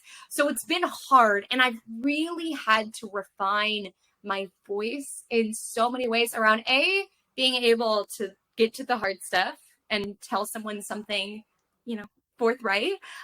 B, another thing is just around my speed of talking. I constantly have to tell myself, slow down, slow down, slow down, because a lot of times when I'm like downloading or channeling, like it just goes really fast. So I constantly have to like be in my head around, okay, just slow down. And then C, also pronunciation, because I was like a kid, I didn't really talk that much. I just read. I know a lot of words, but I don't always know how they are pronounced. I also have Mercury retrograde with my birth chart. So it's also been interesting. It's like, it's not, it doesn't come easily to me, but I do find every time I am able to be honest and engage in any sort of conversation, truly, I learn something. Bring back to our initial point, like I do learn from that. I learn, how it is that I can deliver that message more effectively, or I learn where it is that people lose me when I'm going on a rant or anything of that nature. So it's an interesting lesson, but I do feel like I'm pushing through that tension to the service of astrology as well as to the service of the clients that I see. For sure. And as an interesting counter reflection, I've always been on the opposite side with communication, where I'll be just brute force honest, and so it's very interesting to kind of hear, from another person, even that it's like, it's hard for me to be honest. And I think it goes back to that whole thing of like us being on our own journeys and understanding like we've got a different kind of assignment on this. Yeah, I'm not sure where I was trying to go with that, but it's certainly fascinating. And it's funny you even say that, because I have noticed at a couple points where you have spoken like pretty fast, like during this, and it's weird because part of me thinks it's just like, oh, she just knows what she's talking about with regards to these astrology things. And the other part is like, well, if someone can go back and re-listen to it if it was too fast, or they could slow it down. So I found that kind of as an interesting thing that you brought up as well. And it's interesting because with my speed of my voice, it is something I'm conscious of, and it's like I do it in YouTube videos, like it's just how I communicate, because I love this, and it lights me up when I talk about it. And sometimes things are coming in, it's almost like to the point around, for some reason my soul wanted to learn about communication. It's like astrology is so big and so varied, and there is so much information that it's almost like I'm in a rush with myself around, gotta get this all out of my system. But my mentor actually told me something that was really valuable to my journey. He basically told me, he was like, Haley, if you keep doing this, like you keep dumping all of this information on people and like saying it so fast, like we don't always know what to do. Like our brain can't necessarily file it all if we have all this information. Like you can have all this information but not know what to do with it. So I feel like a lot of my journey is around learning how to deliver information in a way, and it also stresses people out. Like some people say on my YouTube videos, they're like, I literally have to put the speed down to 0.5 because you're talking so fast. So I am definitely working on it, because I also feel like it can be something that helps also retention, or like people like absorb it or be able to do something with it, rather than just me being like, blah, blah. Like it used to be when I first started, I would have hour-long consultations, and it was just like astro vomit. I would just be like nonstop, not even breathing, anything of the nature. But now I'm kind of leaning in around, kind of dialing in more towards conversation or things of that nature, to kind of just really refine delivery, because sometimes we don't need to know everything. We need to know a couple of points really deeply and really strong. So I'm trying to refine and grow, but it's a constant practice. Yeah. I mean, you're certainly not alone on that. And even in like the content creation realm of things, how do you, it's interesting. And I'm sure you've already figured this out. It's like, you can know everything in the entire world, but if you're unable to articulate it to other people, then it's as good as useless, because you're not able to even articulate new ideas to people. And, it's honestly even a blessing and a curse maybe about this podcast, is that like I sometimes get into something and I just kind of start rambling about an idea. And even as we had earlier in this, where you're kind of like, well, I kind of want to, you push back a little bit, and I'm like, well, okay, yeah. And then I need to like kind of refine what it is that I'm trying to say. And so there is that ability to be an effective communicator that's so important. And I mean, even myself, where my true node isn't about, communication, that's still something that I'm even like, okay, how do I become a better communicator for my podcast, for my content, to just help people, to get these ideas out there that actually make sense to people who don't either haven't considered them or even don't believe in them in the first place. Yes, absolutely. And I think also one of the best bits of feedback I've ever received, and like feedback is so important, even if it's not positive, like it's so helpful in allowing you to be the best communicator and individual you can be. But the best piece of feedback I ever got was when someone told me, they were like, you truly are a teacher, in that a lot of times when they would go to astrology courses, because it is so varied, it's a very intense system. There's a lot of information to know. And like what she found, I don't know if this is everyone's experience, but it was just something that I was like, wow, that's really good to know, is that she was basically saying, you can know all this stuff, you can know all about astrology, but it's about being able to transmit it in a way where it makes sense, or illuminate it in a way that it makes sense to other people. It's like, you can be the most intelligent person, you can know all of these pieces, but if you aren't able to articulate it, or at least make it accessible to people where they can understand and kind of build it, because a lot of times with astrology, it can feel very inaccessible because there are so many words, and it can feel very complicated because there's a lot to know. And I think it's really important. And a lot of times when we are trying to come off, this might be like an ego thing, but if we're trying to come off as very, very intelligent or this and that, we can actually kind of alienate people because it's not necessarily accessible. So even like within my readings and whatnot, someone might have their Venus in detriment, in its house joy, like all of these things, but I try to more so articulate it into how that could come to the surface within their world. And yeah, constant practice within content creation. It's funny you say that too, because just in my last podcast I was going down this new idea, and I got to a certain point where I was like, I feel like I'm just trying to be smart. I was like, I don't think this makes any sense. Like, I feel like I'm just trying to be smart. So let's change the subject. and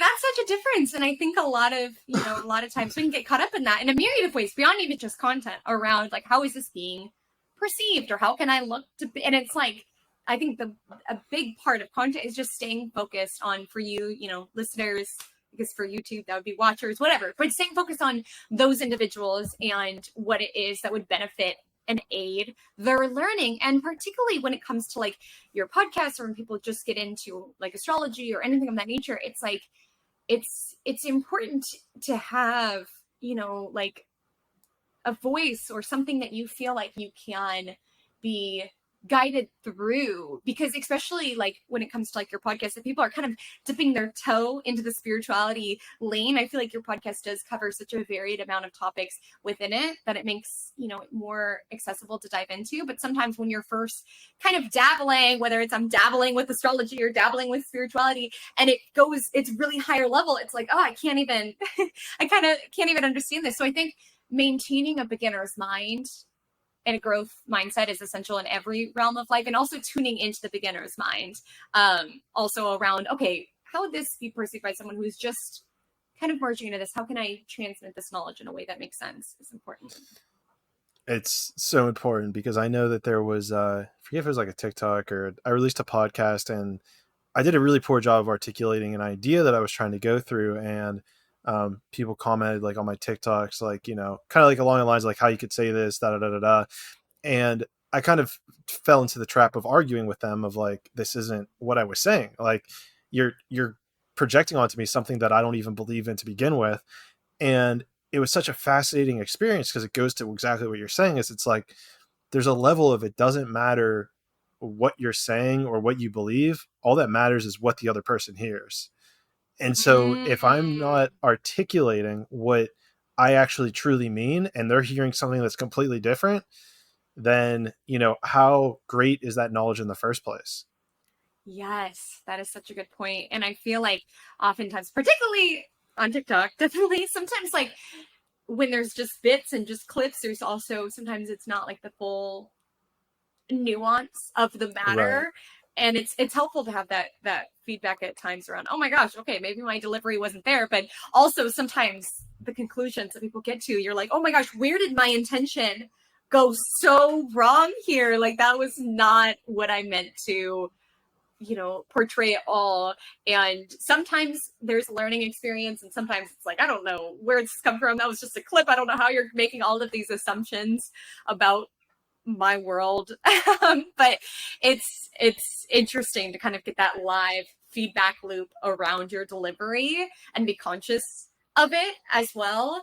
And just other elements of yourself that you wouldn't even, that's why being on the internet is so fascinating sometimes. It's just because you don't even consider these elements of yourself until someone kind of says it or mentions it, and you're like, oh my gosh, is this what everyone, and I don't know if you've experienced, but in TikTok comments sometimes I'm like, do you know that I can read these? Like, oh my gosh, like I can read this. Like, it's not, I'm actually a real human being. But at first it definitely has helped me. Yeah. It's helped me build a tougher skin, for sure. But at first I was like, oh my gosh, because people, just having that feedback loop in regards to just like really random elements of my appearance or of my delivery or things of that nature that I hadn't considered. And like some of it obviously is constructive. And then some of the things are like, oh my gosh, what? I'm reading this. So it's definitely interesting. And if you want to build a tougher skin, creating content online is a great way to do that. Honestly, the way to do it. Yeah. Oh my god. Yeah. It's not for the faint of heart.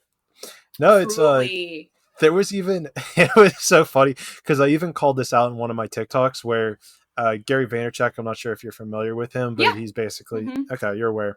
For those who don't know, he does like a media organization. He's all about positivity, kindness, and all this stuff. And he released a TikTok that was along the lines of, he's like, oh, if I go to a Jets game and I start eating popcorn, I'm in the stands and on the third place, someone on the Jets messes up, I'm going to yell like, oh, fuck this guy. Like, he fucking sucks. Like, get him off the field. He's like, what I'm saying doesn't really matter at all. And his whole point is to like view commenters in that light.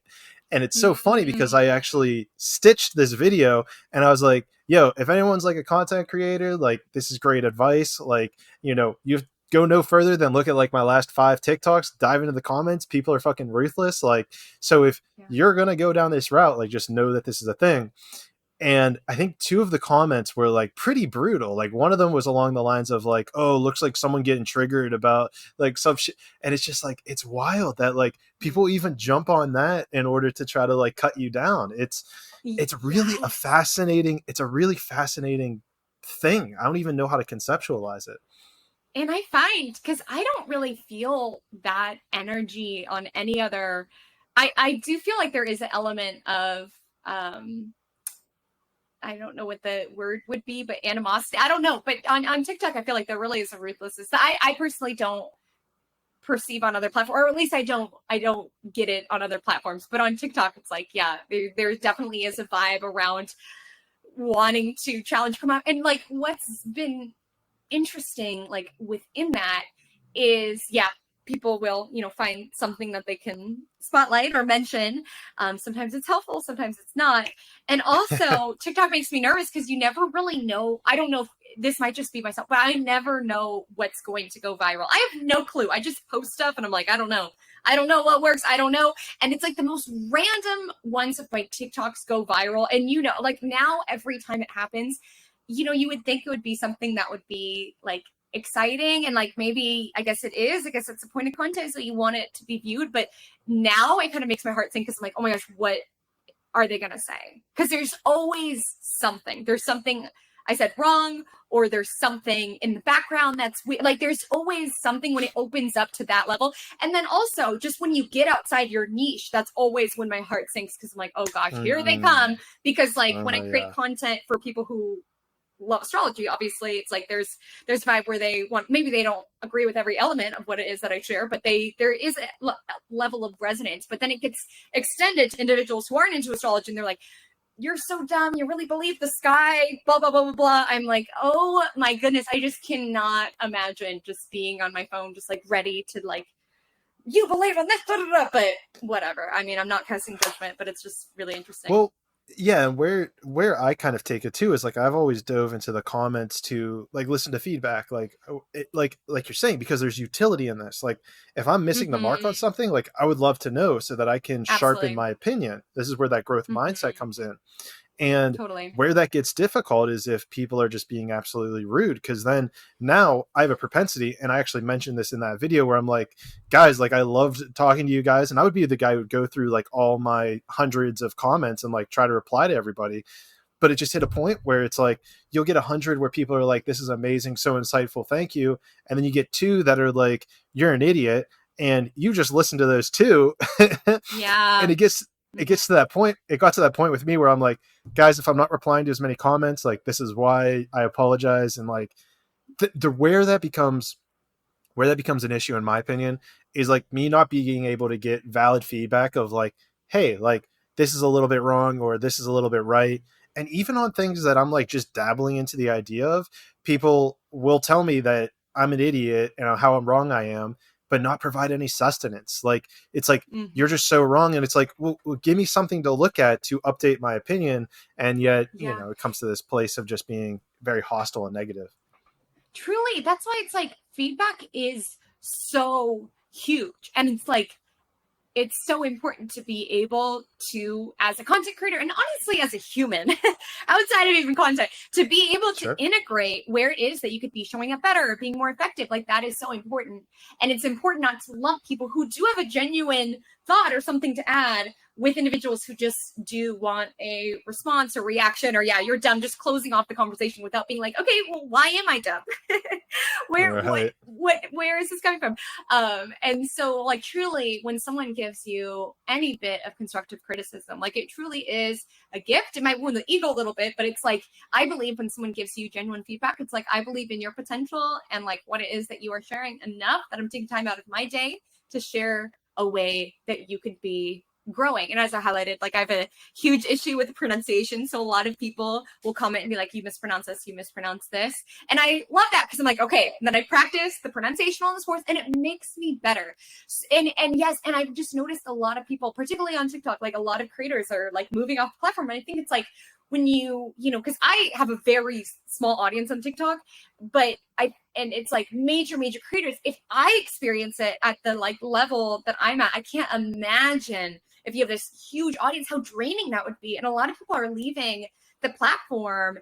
I don't know if it's because of that, or I just feel like it takes a mental toll on you, consistently needing to have, that feedback loop about, maybe like beyond just even the helpful pieces around, just different elements of yourself or all of those things. So it's very, I'll definitely send you a couple of my videos. You can see how nasty people get. Yeah. Oh my, that's what I was saying. Like, when it comes to things, because I don't know, again, I'm not super dialed in the platform, so I never know when something is going to get, like widespread or like more like viral of sorts. And the ones that have are always the ones that I'm like, why that? Why that one? Like, that wasn't even a really good one. And then people like kind of come up like, gosh, it's such an interesting. And then the worst is whenever you put so much effort into a piece and you're like, dude, this is it. This is the one. And it flops. So you're like, what the fuck? Exactly. Yeah. But this also goes back to your earlier point, right? Is that you got to be creating something that you love. And the reason you're creating it is because you believe that it needs to be in existence. And it's not about if it gets, 1 million views or if it gets 100 views. It's something that you believe that needed to be in existence. And whether it gets 100 or 100 million views, it was, you created it because it needed to exist.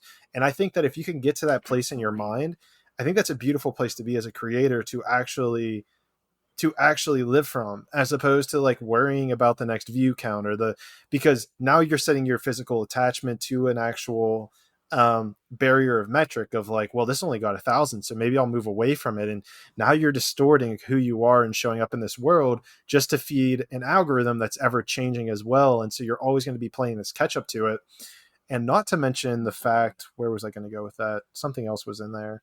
Oh, the other element of what we're talking about with the comments, and I think this is a personal thing that I've noticed, is that if I'm attaching to like the, wow, this is so smart comments, then I'm going to be attaching to the negative comments as well, because I'm giving the idea of comments weight. So where it becomes the trouble is that I kind of have to need to divorce myself from looking at the comments in general, which I hate to do because I love interacting with people. But, if it's a roll of the dice, if my, personal mental well-being's on the line, then I'm not really willing to play that Russian roulette. 100%. And it's like, don't believe your biggest hype man or like your worst critic. Yeah. And because it's like, we can't get attached, like comments like, oh, you're so great and all of this. Cause it's like, if you put weight on those things, and as you highlighted, metrics are always going up and down. The algorithm's always going up and down. There are some times where it's like, oh my gosh, my, YouTube's going great. Oh my gosh, this is all great. But if you allow your emotional landscape to be attached to it, you'll constantly be an up and down. And I've kind of had to put limits on myself because I used to like wake up, check my analytics. Oh, great. Things are going great. I'm having a good day. Wake up, check my analytics. Oh, I'm having a bad day. Now I only check my analytics on Fridays because it is helpful, honestly, as a content creator to like look at analytics just to see how things are going. But now I've limited it because I'm like, I'm not allowing my day and my work to be decided for me by these algorithms. Like, it's just not healthy for the well-being. And it's also just really important because it's like, also when people give me praise, it kind of makes me feel weird sometimes just because, I studied a craft. I didn't invent astrology. No, I studied this for now a decade, which is crazy, but I've studied this and I've practiced this. So when people compliment me, I'm like, but that praise should really be towards the study itself, right? So it also makes me feel weird sometimes just because I'm like, I didn't really do anything. I just studied these things and I'm delivering this message, but it really doesn't have that much, I guess, to do with me. So, which is probably a good thing that I've gotten to that place so I don't get too attached to it. But yeah, I just feel like that level of sort of taking a step back from it is really important. And to your point on the kind of, creating what it is that you want to create and not being too worried necessarily about the metrics of it. So I have a weekly horoscope series. It's called Magic Monday. It comes out every single Monday. I have not missed a Monday since I started. There is something really to be said. Thank you. So yeah, 3 years. And the first year, I mean, it took a prior form. I really had this knowledge around, I wanted to create this thing. I wanted to start the week. I don't know why, I just wanted to do it. I was like, that would be so cool to like be able to start people's week, chatting with them about astrology, drinking coffee. I had this vision like in mind, and I would show up and create it. And I'm telling you, it was way crickets. I mean, because I started the first round, I think was 2018 was when I first started to do it. And yeah, crickets. I would get excited if I got like 1 like, 8 views, but I still did it because I still really liked it. And it's not necessarily like, I'm not saying I'm this big deal or anything of nature, but at least people are watching it now, which is great. And I think if I didn't want to make it, I wouldn't have shown up. And I feel like being consistent, there really is something to that. Both like obviously like the algorithm likes consistency, but also just as developing as a soul and showing up and like being consistent about wanting this to be in existence and not necessarily being swayed. Like I would be so excited if I got a like. I was like, oh my gosh, someone liked it, So even in moments when I'm like, oh, this video didn't do that well, I'm like, girl, you were doing this for free. You didn't even qualify for AdSense or anything of that nature. And you're still showing up every Monday. Like, at least people are watching. I don't know. I just think it's important to stay consistent and to make what it is that you want to make in this world. No, and there's definitely a weird psychology there with, like, I haven't really given YouTube a big priority in my platform thing right now, but an element of that is that like for the longest time I might get like I used to get like 1 new follower per month, and then it was like 1 new follower a week, and then over the last probably couple weeks I would get like 3 or 4 followers each day, and I'm getting like in this mental thing of like, why is it not 10 per day? And it's like, it's exactly what you're saying. It's such a weird conundrum where it's like, dude, if like one person enjoys what I'm saying, like that's freaking dope. But it's so fascinating to your point of like, why am I already not 10 steps ahead of where I want to be? And it's like, dude, like, look at where you were yesterday. Look at where you were a year ago. Yeah. Like you've made incredible progress, yet for some reason we just can't be satisfied with it. Is that an 100%. Astrology thing? Is that an astrology thing, or is that just a human deal? I think it's a human thing. Sometimes when I see, that within a birth chart, sometimes the name that I give it is, I call it like moreitis, where I'm like, there always is this more. As soon as you get to one thing, it's like, well, what's the next? What's the next? And I think, and it's important because it's like that becomes your new normal. and then you constantly want to like up level, because as humans, like if we came here to grow and evolve, we are wanting that. But I just think that enjoying the particular stage in the journey is really important, because there have been certain times just when I look back at the past and I'm like, oh my gosh, why did I not enjoy that particular moment in time? I was so busy trying to get to the next step, and there's parts of that period of my life that I so wish I would have just absorbed, like the freedom that I felt there, or however it was, but I was so busy trying to get to the next place. And there are certain, to your point, like there are certain like transits that can make us really, really crave this like restless feeling of growth or anything of that nature. But it's just really important to be like, okay, I'm in this lesson in life school, let me be here fully. And it's also like, when it comes to social media or any sort of like, if you've heard the term like quantum leaping, it's not necessarily my realm, my zone of genius, so to speak. But a lot of times when we jump like instant success, overnight success, or anything of that nature, it's like your vibration hasn't even fully adapted to that, if that makes sense. Like, so a lot of times when people like, win the lottery or something of the nature, or it's like they go overnight viral sensation, and then like a year later, no one knows who they are. Like, I love the process and how I've reoriented it, because I am very Saturnian within my birth chart. Saturn is time and longevity and all those things. How I've reoriented it is I'm like, okay, every time I like climb up, I'm getting acclimated to this new energy, whether it's like the number of people in the audience or whatever it is. I'm getting used to this. I'm getting dialed in this. I'm adjusting to it. I'm in life school where I'm learning how to handle negative comments, or learning how to handle this particular realm, and I'm preparing for the next. And it's like a lot of times, because it's like if we get there immediately, we don't know what to do. We haven't adjusted, or we haven't earned that vibration, so to speak, or being at that level, which is why you'll see like, a lot of people, it's like if you get something really easily, you don't know how to maintain it. Whereas if it's kind of a slow and steady build, that's actually a gift. In that you're earning that. It's almost like if you take a helicopter to the top of the mountain, you haven't even adjusted to the elevation, right? Whereas if you climb, you sort of get adjusted to the elevation, and then you will have an easier time breathing at the top. So I think it's a gift to grow slowly and steadily also. There's a lot of truth to that. And what's coming up for me is my own TikTok experience, but it's interesting too, because it's kind of at some level, majority of the platforms I'm on has been that steady growth. With TikTok, though, the one video I released that ended up getting like 2 million views was a video, though, that was like the beginning of a series. And I was trying something new, just going out on the limb. And it got 2 million views. And in the span of 2 weeks, I went from like, I don't know, I probably only a couple hundred followers to like 180,000 followers, 150,000. Oh my gosh. Wow.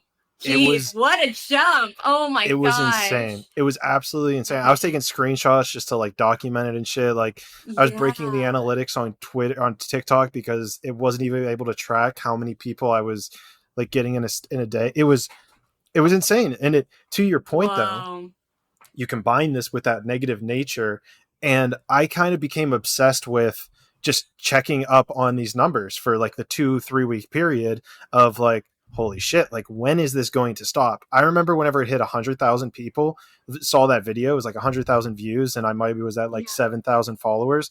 I was like, this is insane. Like, to your point, I started making like numerical like representations in my head, and one of the biggest football stadiums is like 100,000 people. And it's like, I said something that 100,000 people saw, like, and that was just the tip of the iceberg. It's now at a point where it's like 20 of those football stadiums have people. And to me, it's like this mindset of just absolutely breaking that. It got me to this point where I'm like, I have an entire, you have to check out my Instagram. I have like an entire series, like in my highlight reel of like the evolution of it. And yeah, it was like just me documenting that entire virality thing. And it's impossible to put into words. And a huge thing that I got subjected to because of what you're saying is a part of it was this new area of learning that I fully hadn't dove into. And a portion of it going so viral was I was putting stuff in there that weren't maybe entirely true.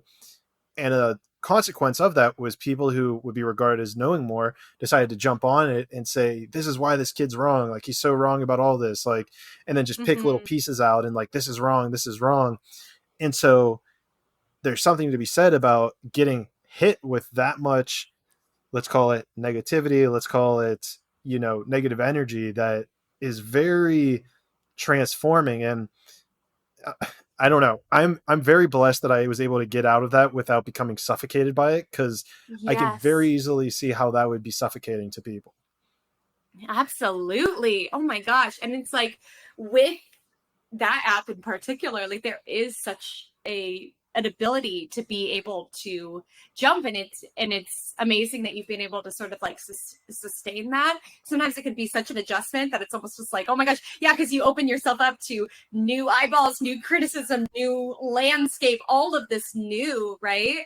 And sometimes it can sort of be like a bit overwhelming in a sense, but it also, obviously it's like such a major blessing. And it's like, if you've ever heard the term, like, it takes 10 years to make overnight success. It's like you had that after you were kind of putting in the slow and consistent work, right? And then you had that kind of like jump up, which yes, might have happened overnight, but it's like the, the voice that you've been cultivating and the studies that you've been doing and the interviews that you've been doing, you had been, working really hard towards. But it's easy to see that though, and other people to be like, oh my gosh, that's, I want that or whatever. But it's like, we're all on our own journey, and you never know what really goes into something. You only see kind of the fruits of someone's labor when they're kind of at the top or sitting at however many followers you mentioned.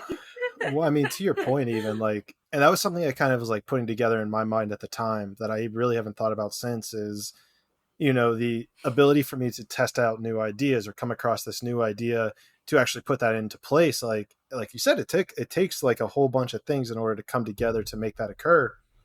And the other thing that was coming to mind is like, had I experienced that a year earlier, like say that was the very first TikTok I released, it would have probably crushed me. Like I probably wouldn't still be going today. Like I probably would have deleted the app. I would have probably just been like, nope, like I am not diving into this. Like this is over my head. And it's also like, there's timing for stuff also, like in terms of just, divine timing, astrological timing, all of these things. It's like also sometimes when we want something and we're like, oh, I want this now or whatever, like the universe is like, are you ready for it now? It's like sometimes things just have to like come into play for us, either to be prepared enough to handle that new kind of lesson, life school, or for the cosmos to impact us and how it's meant to be. So just being present for the gifts of this particular moment and trusting in the timing and in the cycles of when things come into fruition and the valuable parts of the experience. All about it. So getting back to some of the astrology stuff, and this is kind of popping into my head, is like, it seems like we subconsciously put a lot of effort into our sun sign, right? Because we celebrate our birthday, which is where the sun's position was in the sky whenever we were born. But something tells me that that's only a small piece of the puzzle, right? Like, I mean, we put so much emphasis on it, but if we have, what do I see here? One for every planet, the true node, and what did you say was Chiron? Chiron, yeah. Chiron. So what, 9, 10, 11? So there's 11 other things that actually influence what makes us us. Is there any of them that are like quote unquote more valuable, or is it almost like a 1/12 split across all of them? Or 1/11? So there are some that kind of carry more weight. So firstly, within traditional realms of thought, ascendant was the most important piece, because ascendant is the angle, and it's not a planet, it's an angle. It's literally the portion of the sky that was rising in the east at the moment that we were born. And it's essentially because it's how we met the earth, or how we met existence. It's essentially how it is that we view the world, how it is that the world views us. Now, what's interesting is that, as astrology got more and more kind of like westernized and kind of made its way to more individualistic societies, the sun sign got really glorified. One reason being, as you highlighted, birthdays and newspapers. The sun sign began to become more glorified because newspapers, had horoscopes, so they would try to like sell more because people always know their birthday. Ascendant, you need an exact time of birth because it changes a degree every 4 minutes. So, if someone doesn't know their time of birth, you're alienating an entire audience who would otherwise, buy your newspaper to read the horoscope. So sun sign began to be glorified, A, to sell horoscopes and newspapers, but B, because these were societies that deeply valued solar-like themes. Sun is ego. It's identity. It's how it is that we kind of share our light with others. So it makes sense that in more individualistic societies, like the sun sign was also glorified for those reasons, because it is places where it's like, our identity is very, very important. Like ego is very, very important. That was sort of what was brought to the surface. Now, in terms of giving weight to the other placements, you'll want to look at your ascendant sign and find the ruler of that sign. So do you see your ascendant on your chart? It would be AC, and it's underneath Chiron. It'll say AC, and then it'll have 3 letters. My AC is actually above Chiron on the chart. Is that normal? On the left-hand side? Yeah, my like in the AC's table? AC's on the left, and then Chiron. So with this, though, it looks like AC's on the very outer rim of the circle. Yes. So that was the portion of the sky that was rising in the east. I meant more so below Chiron in terms of like the table to the left-hand side, how there's like a table of all of the different words and symbols. Oh, gotcha. Yes. Mm-hmm. Yeah, I'm a Leo. Okay, Leo ascendant. So you are more sensitive to the sun sign because Leo rules the sun. So for anyone, find your ascendant and find the planetary ruler of that sign.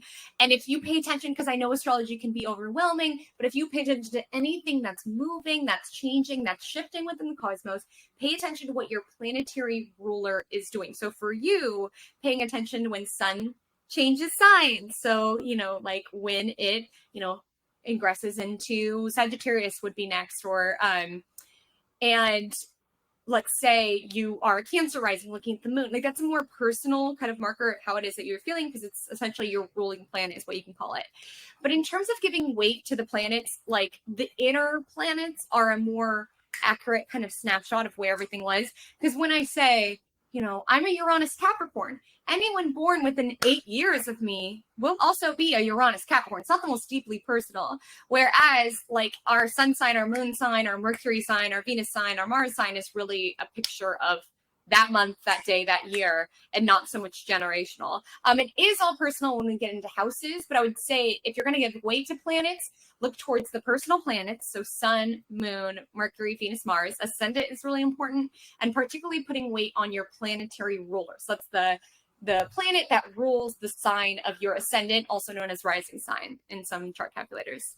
Well, let's break that down a little bit. That last part was a little bit a lot. Breaking down, can you say that last sentence again? Yes. So find your ascendant. It's also called your rising sign. And that's what I was saying. Like when you look at a circle chart, you'll see it by AC, or on astro.com, it'll be in the table by AC. The first 3 letters will be listed there.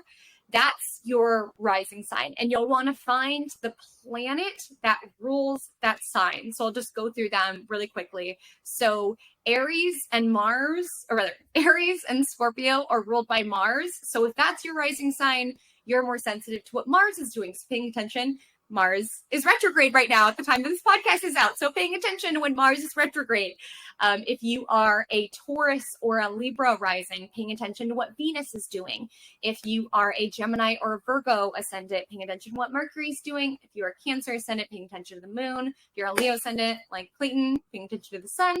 If you are a, Sagittarius or Pisces ascendant, paying attention to Jupiter. And if you are a Capricorn or Aquarius ascendant, paying attention to Saturn. That is your ruling planet of your chart. So you're more sensitive to it.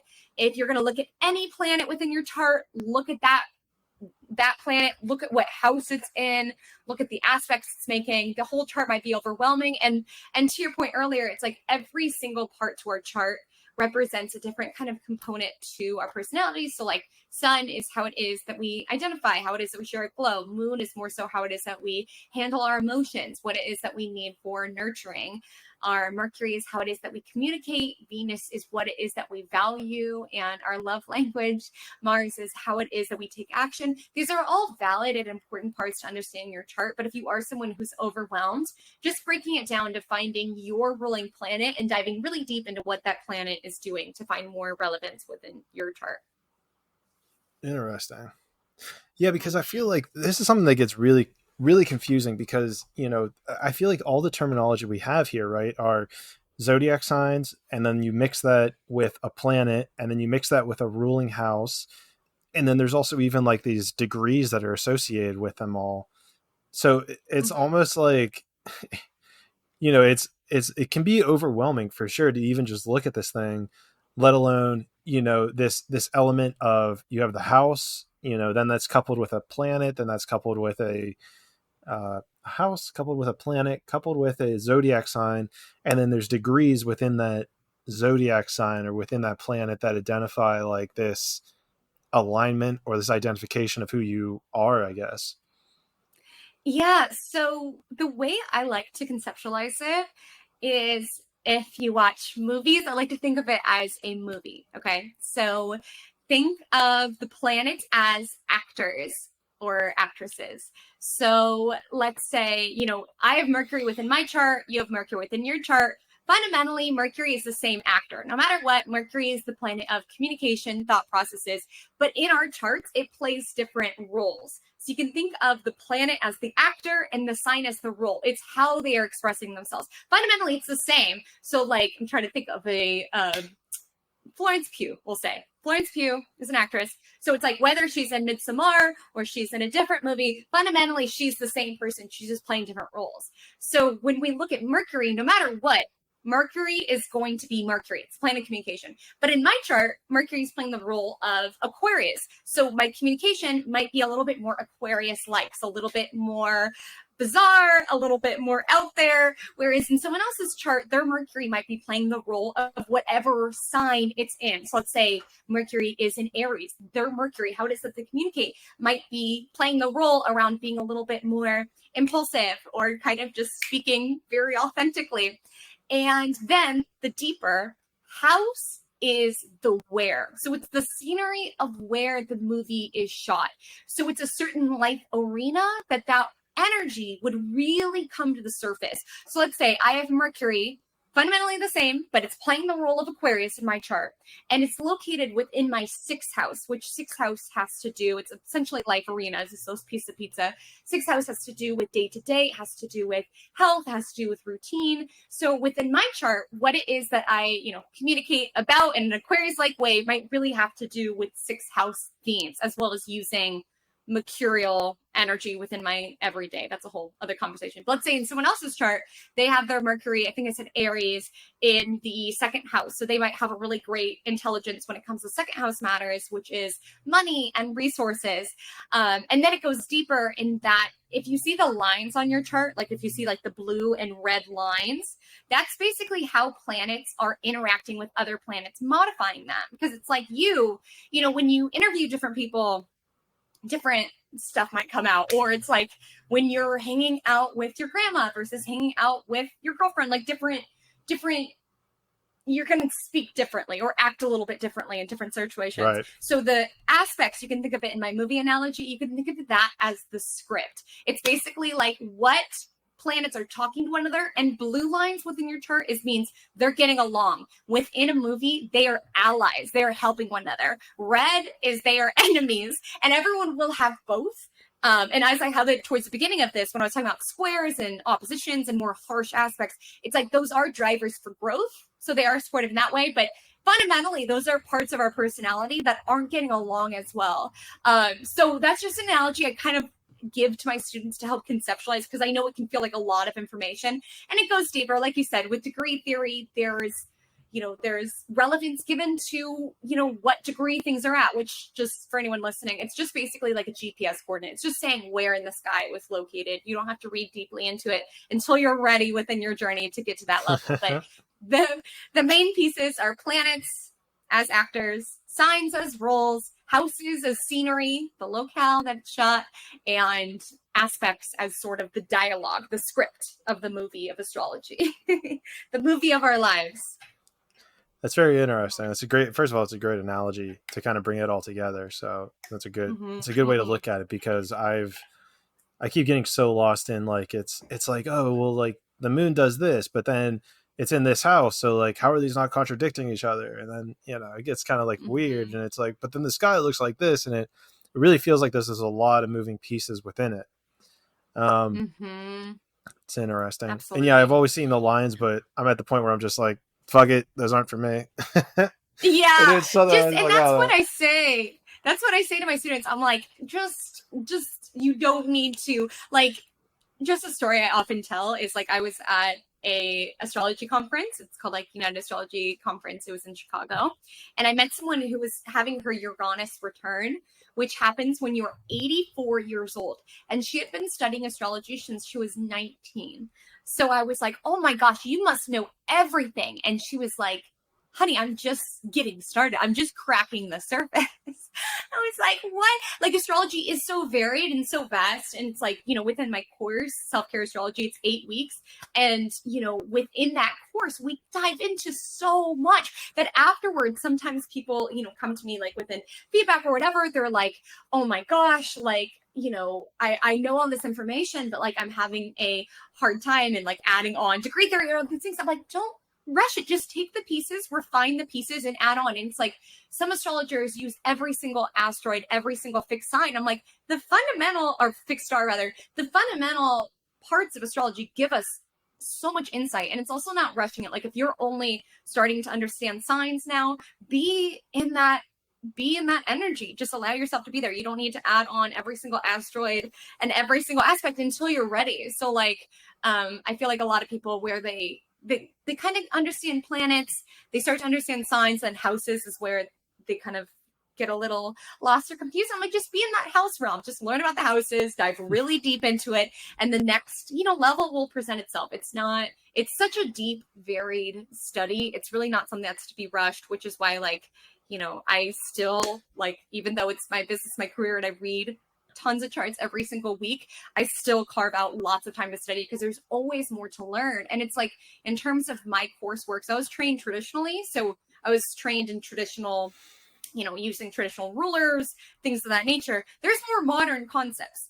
And I used to be like, no, I don't want modern. I only want what it used to be like back in the day. But like, within the last 3 years, I've kind of had a change of heart in that I'm kind of taking on them to kind of just see if they work. Like, I haven't really integrated them too much within client work, but I am curious to see kind of different ways that people are integrating, astrology or like adding on new things. And I just think it's like we were talking about at the beginning around resonance. Like, there are certain, newer theories that have come out only within the last 100 years. Keep in mind, astrology is very time honored. So it goes back lots of times. And I used to be like, do not talk to me unless we're talking source text. But I think that's also an ego thing around feeling like traditional is better than modern. I'm like, I'm going to hear them out. I'm going to study the theories and see if they do resonate and if it would be something of value within, my client work I put in my practice. So again, no pressure to know it all. Just pay attention to this particular step in the journey and being open to different things that could sort of influence your mindset.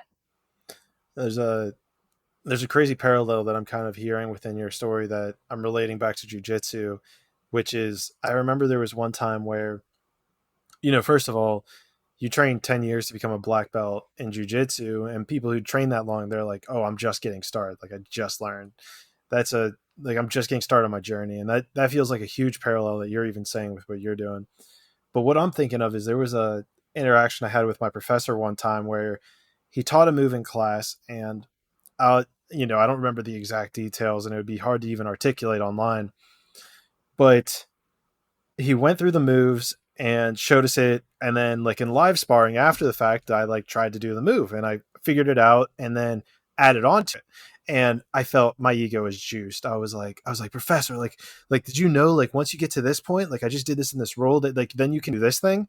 And he was like, oh yeah, like that's the next step. And then he goes on like this 10-minute monologue of like how you're able to contort like the different ways around the body, how to move the arm. And like, just 500 different things that I haven't even seen. And it was like probably one of the most humbling experiences that I've ever had, where it's like shit, like I felt so good because I figured out this next step, and yet here he's like, oh cool, you unlocked that, well, like this is how deep the rabbit hole goes.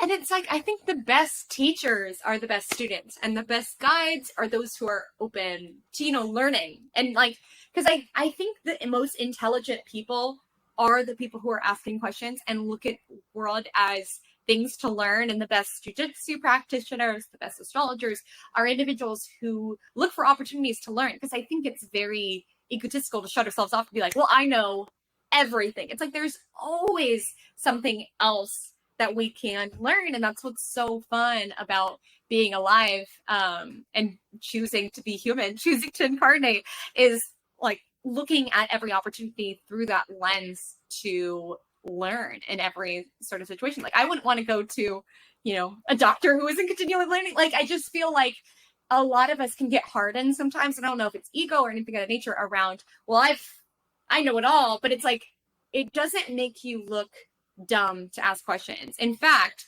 asking questions is a sign of intelligence. It's a sign that I don't know it all, and I'm open to learn from you or whoever else. No, it's a really powerful lesson, and something that I'm trying to step into even more with this podcast, because I just surpassed probably 2 weeks ago the 1 year mark of my podcast, and yeah, thank you. And as at a point now where I feel like there's questions I want to ask people, but then I quote unquote already know the answer. And it prevents me from asking these questions for one of two reasons. One of them being I already know the answer. So what are they going to say? But then the other one is like, if I ask this question, are they going to think that I'm not as smart or know as much as I know? But the reason that I want to get more into asking that question is a couple things. But one of them is to even just gain someone else's perspective on how they figured out something, the way that they arrived at the same conclusion as me, because within their story, they can also just illuminate something that I might not have thought of consciously. And, it's interesting too, because I get out of this podcast sometimes and I'm always thinking like, oh, that was a terrible interview, blah, blah, blah. But then realizing it's because I didn't take in that beginner's mindset. I didn't take into that mindset of like, okay, well, what don't I know? And it's kind of been pushing me towards all these different avenues of things to like investigate, because I love the podcast where I don't know anything and then I can ask the person. But when someone already knows stuff, and then it like comes this like mishmash of me, like it's probably like an ego thing, honestly, that I think I need to kind of like dampen down a bit. But I do believe that there's a lot of utility in it, being able to take that step back and just being like, so like, how did you get to this conclusion? Or why do you think this is? And that's something that I'm certainly trying to embody more, even given the knowledge maybe that I quote unquote knowledge that I've obtained to this point. And I think when it comes to, like that beginner's mind, things of that nature, like it just makes me think of my mentor who I studied with astrologically. And it's like, he is so smart astrologically. Like he has been studying nearly his whole life, so wise. And you wouldn't know it like initially talking to him, because like he'll keep a lot of the focus around asking you questions or asking you for delineations and things of that nature. It's almost like if you've ever heard that phrase around like intelligence whispers and what's the other one, and like not being intelligent shouts. Like sometimes when you are confident in the person that you are and things of that nature, you don't need the urge to like tell people or to convince people of that. You just kind of sit within that, and you're open to ask other people. Like when he asks me questions, like I'm like, you know the answer to it, but he's like, I don't like to hear the sound of my voice. Like I already know my own thoughts. I know my own experience. I want to hear your delineation, which was really cool to have in a guide. And I also just want to ask, so congratulations on a year.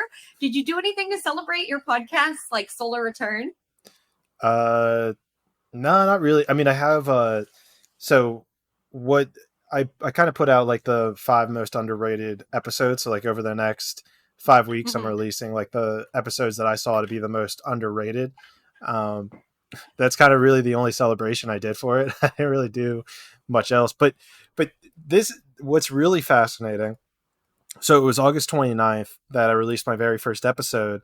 And it just so happened that August 29th was a Monday, which it was interesting because August 29th last year was a Sunday when I released my first episode, but then I moved it to do every single Monday. So then Yeah. my 1 year was on August 29th, which was a Monday. Well, Wow. it gets even more interesting. So I originally thought to do my podcast, I think it was in 2018 when I first wanted to start a podcast. And, I was like, it'd be so cool. Like, I just love the idea of talking to people before a whole bunch of shit in my life. I made the logo, I got like all the equipment, and it was interesting. I don't know what compelled me to do it, but I felt compelled to look up whenever I originally bought the podcast equipment because I could do that through Amazon, the past orders. Well, when I had ordered the mics was in 2018, August 29th. Wow. Oh my gosh. That's fascinating. There's something special about that particular day for you and that podcast. And like the reason I ask is because, okay, all astrologers are major birthday people. Like if you meet an astrologer, you know they're a birthday person, but it's because we understand the astrological significance of a birthday or a solar return. Beyond just people, your podcast has a birthday. Like the August 29th thing is so relevant in your case. And it's like, I'm a huge birthday person beyond even just like, oh my gosh, it's my birthday, celebrate me. There is something so significant, like astrological speaking. When you have a solar return, when your podcast has a solar return, when anything has a solar return, it astrologically speaking is you starting a new sort of cycle, a sort of new, right, trip around the sun. And the reason I'm so big on it is because truly when it comes to solar returns, it is an opportunity to set forward the energy that you're calling in within that next trip around the sun. And it's like so often a lot of us spend our birthdays or solar returns, a lot of people will be like surrounded by people all day or drinking or anything of nature. Like for me, I spend my birthday at least partially by myself because sun is the luminary of ego and identity. So it really is a time to both take stock on that prior trip around the sun, as well as set the intention around what is it that you want to call in. So I typically suggest taking like some space when it comes to your personal birthday to sort of just like reflect on, okay, what worked? What am I calling in? What am I bringing in?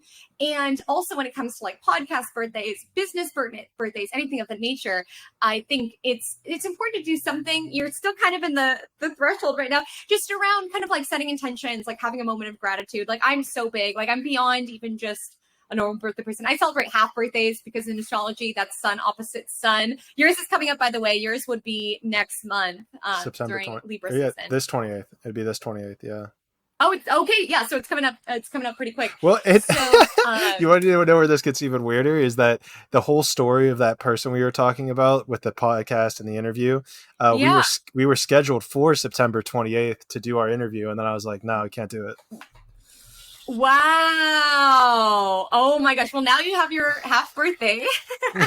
So now you could do something around it. I'm kind of weird about birthday, but I think a lot of astrologers are because we work with birthdays. It is significant. And I just had my sun opposite sun, aka half birthday. And it's like literally you're halfway around setting the intentions for what it is you want to call in. And literally when someone reaches out and tells you happy birthday or when you celebrate, on your birthday, it's literally that person saying, I want my energy within your next trip around the sun. Yeah, I'm a big, because like, if you've ever heard of solar return horoscopes, it's basically your kind of personal horoscope for the next trip around the sun or prominent themes that you'll kind of bring in. And I think you can use solar returns in two ways or birthdays in two ways. You can either use it like co-creatively around, okay, I want to call in more creativity this next trip around the sun. So on my birthday, I'm going to do some art and work on my podcast or whatever. Or you can also use it kind of predictively around noticing what comes up. So like noticing who reaches out could be really central to the next trip around the sun. Or if you get news, that could be important to the next trip around the sun. But anyways, celebrate your half birthday. I'm big on birthdays for everything. Business, podcasts, creation. I think it's important, especially since August 29th has been following you. My goodness. Yeah, it's something with this podcast. Mm-hmm. I'll have to plug in. I'll have to plug in it into the charts and see what it says about it. Yeah, we know it's a Virgo. I don't know the rest of it, but we know it's a Virgo sun. It's on the Virgo season, and your podcast is important. It's a good start. Well, and so I feel like called to share this, which is actually a vulnerable piece of me that I don't think I've shared yet on the podcast, but something about birthdays that's interesting with me, and I'd love to get your perspective on this as an astrologer, is that I've never how do I want to articulate this? Like, I usually don't really get like a lot of happy birthday like messages or texts like outside of my direct immediate Mhm. family, like from Yeah. friends, etc. And so I think it's always been a piece of me that I really have never truly like tried to appreciate. I've more taken a what do you want to call it? A mindset. I'm more of a mindset of like, oh, it's not a big deal. It's kind of like so I don't put the expectations up so you don't get hurt kind of thing. Yeah. Yeah. So with that being said, I think I've kind of like almost divorced myself from the idea and more treated it as like, oh, it's just another day, da, da, da, da. Mm. So given everything we've discussed from an astrological point of view, how does that factor into all of this? Yeah, so I think when we talk about birthdays and like kind of setting the next trip around the sun, a lot of people report feeling kind of similar. And I think even just taking a space to like celebrate yourself, like there can be an element around wanting to downplay it in order to set expectations around not wanting to make it a big thing. But like I said, sun is ego, identity, who it is that we are. And like on birthdays, if we do something to celebrate the person that we are, again, doesn't need to be around people, but something, taking ourselves to the beach or doing something special, it's sort of signaling and bringing this energy around. I'm someone who is deserving of celebration, of being able to share my radiance and my, illumination outwardly. And it also like, I've noticed this, and I feel like other people might not be as crazy about birthdays as I am. Like I said, I work with birthdays, so I'm pretty big on them. But like, I really am conscious around bringing that energy for other people. Like, if I've only met someone one time, even I really try to remember their birthday. I think it's even nice to kind of like whether you like post about it or do something to like kind of put it out there that it is your birthday so that people have that opportunity to be able to wish you happy birthday or anything of that nature. And I think if you also give it, because it's like, I don't know if this might be me generalizing, but I've just noticed with my boyfriend and his friends, they don't celebrate birthdays at all. Like, it's just kind of like I was at their cabin the other day and one of the guys who lives there was like, oh yeah, it's my birthday today. And I was like, what the hell? We could have decorated for you. We could have made a cake. And it's like, we just don't make a big deal out of it. And I'm like, but if you bring that energy, make a big deal of other people's days, it doesn't have to be like a huge party, but, you're more likely to kind of get in return. But even outside of that, even outside of, limiting our agency by feeling like other people need to make a special day, we can also bring the energy of making a special day for ourselves and reminding ourselves that we are worthy of doing something nice or celebrating our glow. So I'm big on it from an astrological perspective. You're setting a new cycle. You are bringing in a new energy, a new trip around the sun. So come March, you better do something. I'll do something to celebrate it. Yeah. It's funny it's nice. It's funny we're talking about this too, because the first time, so my birthday is March 28th, and the first time I looked down at the clock, it was actually 3:28. And so Wow. I feel like that's an interesting Oh my thing as well. gosh. That's my favorite angel numbers to catch is my birth time and my birthday. Like, I think that's so supportive. Like, a lot of people, they'll talk about the repeating ones, and those are nice too, catching an 11:11. But when I say like catching your own birth numbers, I think is really cool. Like my birth time, I even have a necklace that says 611, just because every time I look at it, I'm just like, I don't know, I just feel so supported. It's like literally, that's why, like, if we boil down astrology to its core, right? It's the study of what the sky looked like at the moment that we were born, right? And it's describing the circumstances of that moment. Because like right now, every moment that we've been talking, right, someone out there is being born and they're having today's cosmos as their birth chart, right? And like within my little Magic Monday, I break down every day's astrology, and we feel a certain type of way on that day, depending on the astrology, of the moment.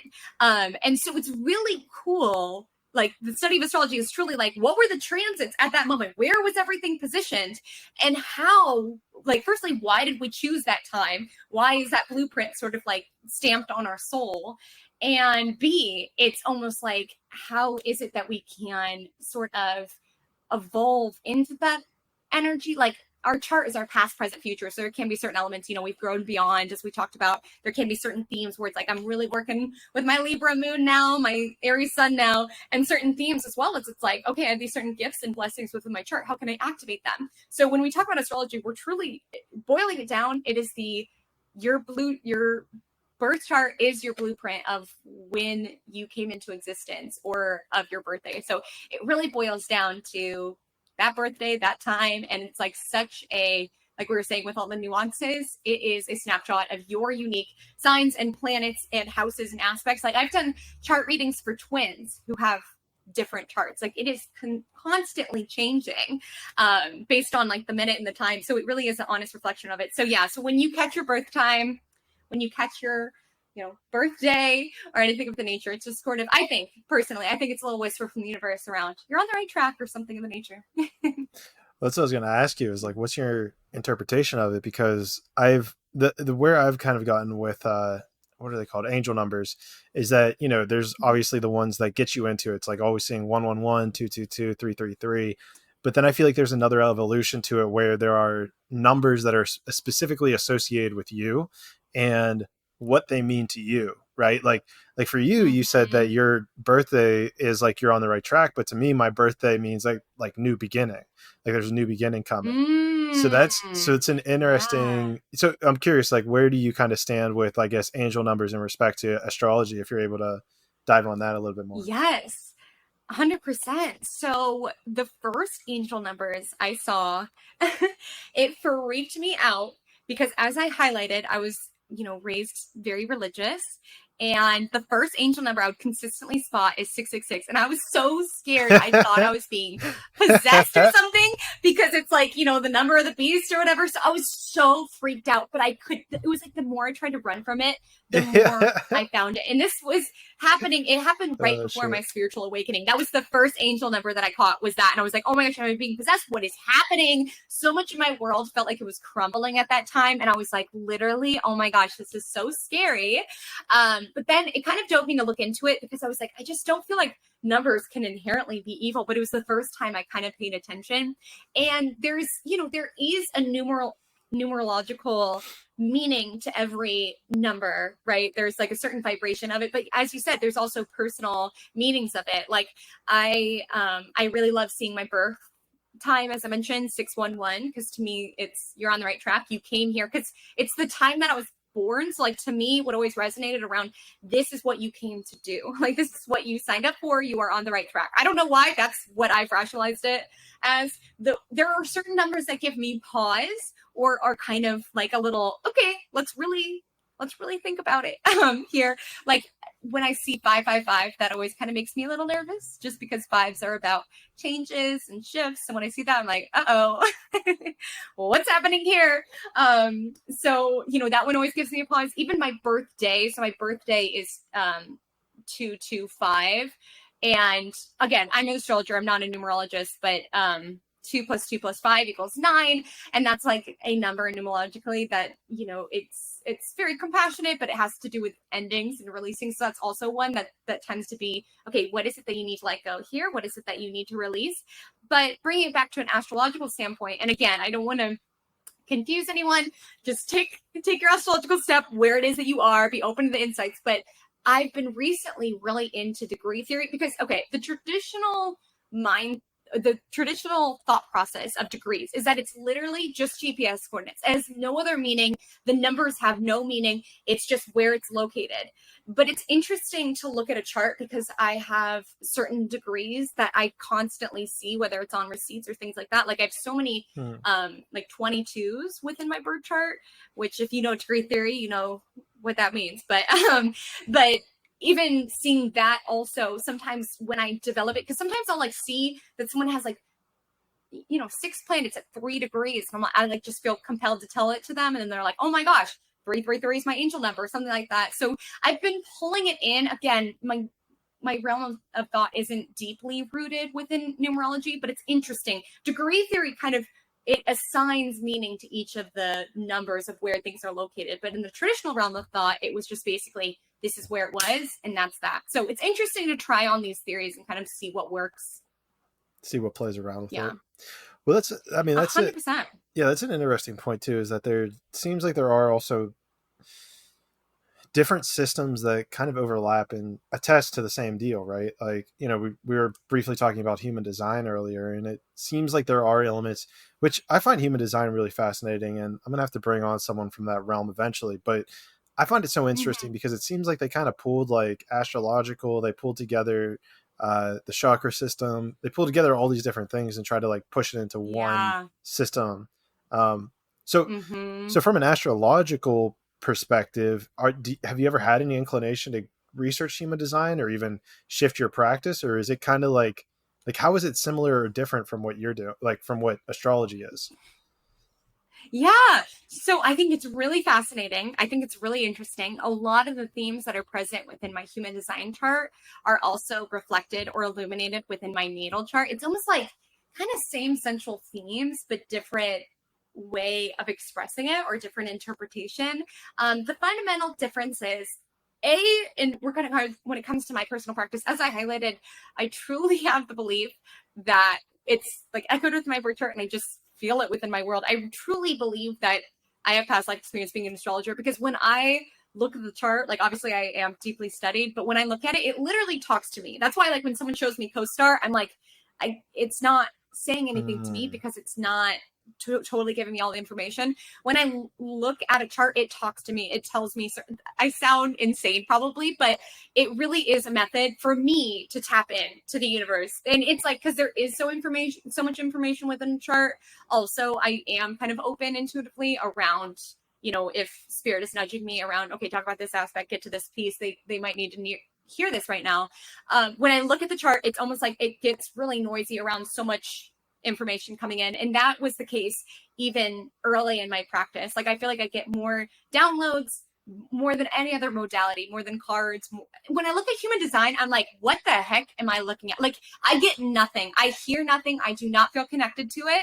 When I look at it, when I chat with someone about human design, I'm like, oh, I like it. Manifesting generator. I'm into it. And it makes sense, like, for how it is that it works. So I'm not knocking it. It's just not my gift. So I just feel like it'll dilute my essence if I like try to be good at everything. I'm like, let me just dial into what I'm really good at. And in terms of the fundamental differences, so my understanding of human design is that it is newer, is my realm. And again, I haven't deeply dove into the history. I don't know if you know more about it, but my understanding is that it was channeled pretty recently. Like, I want to say, like, I think the 80s or something.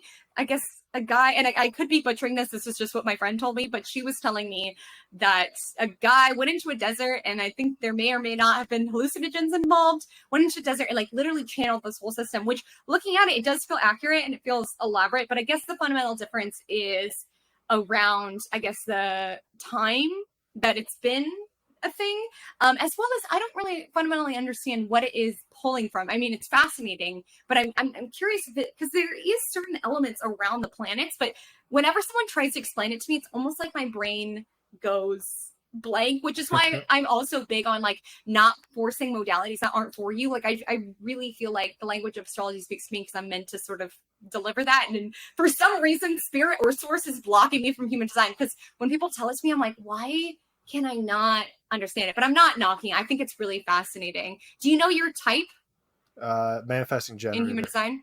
Yeah, I'm Oh, also same. manifesting. Okay. Yeah, Yeah. yeah, Mm-hmm. Mm-hmm. yeah. Which is fascinating. It could be frustrating, but it's fascinating. Well, it's certainly frustrating, and this is what I was talking about with like the sacral response earlier. Was that like, it's something I've tried to been embodying more, is like it's either a fuck yes or it's no. Like, if I come up with a decision, it's all the, and it's really difficult for me because, and as we're discovering with this whole true node thing, is that and Mm-hmm. being in Aries, like I'm always trying to do something and keep going and moving. If I'm not moving, I'm going backwards.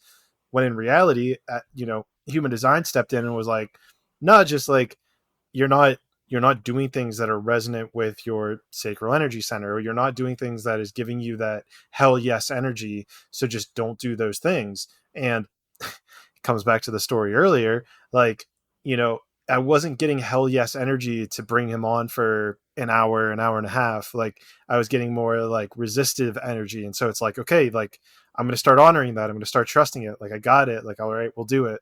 Um, Mm-hmm. so yeah, and I mean, even more so, it's super fascinating you talk about it in that way too, because I know that I've talked to like tarot card readers who have read certain cards, or certain decks speak differently to them, or even I guess originally like the 52 card playing deck where we're talking about like ace through king, spade, diamond, club, hearts, was designed for like actually reading tarots to begin with. And so there's people who actually can just read those cards and like know what those say. Mm-hmm. And so it's really fascinating to hear you talk about it in that light of, okay, I can just like look at a chart and just understand what's going on by seeing it, because to me it looks just like a bunch of lines and random planets around a circle. That's how I feel when I look at human design. I'm like, okay, I mean, we probably could learn it, and you know, as a beginner, obviously there's going to be that element of it, but for some reason, some things you're just drawn to. It just makes more sense. It just kind of like resonates a little bit more. And I also just want to speak to this because I'm also a manifesting generator, and like something that I always connect to, or I feel frustrated because I like my, again, not my specialty, but my conceptualizing of it with being an MG is like, it's frustrating in that I'm interested in so many different things that it's like hard, because I think MGs are here to be lit up, which is why it's great also that your podcast, you know, varies over so many topics, because there's so many other things that you can sort of be interested by. But like as an MG, I get really, because I'm able to pick up things really fast and like learn about them really fast, and it's frustrating that I only have one life. Yeah. And like there's so much that I want to do, and I'm like, oh my gosh, I just wish I could do it all.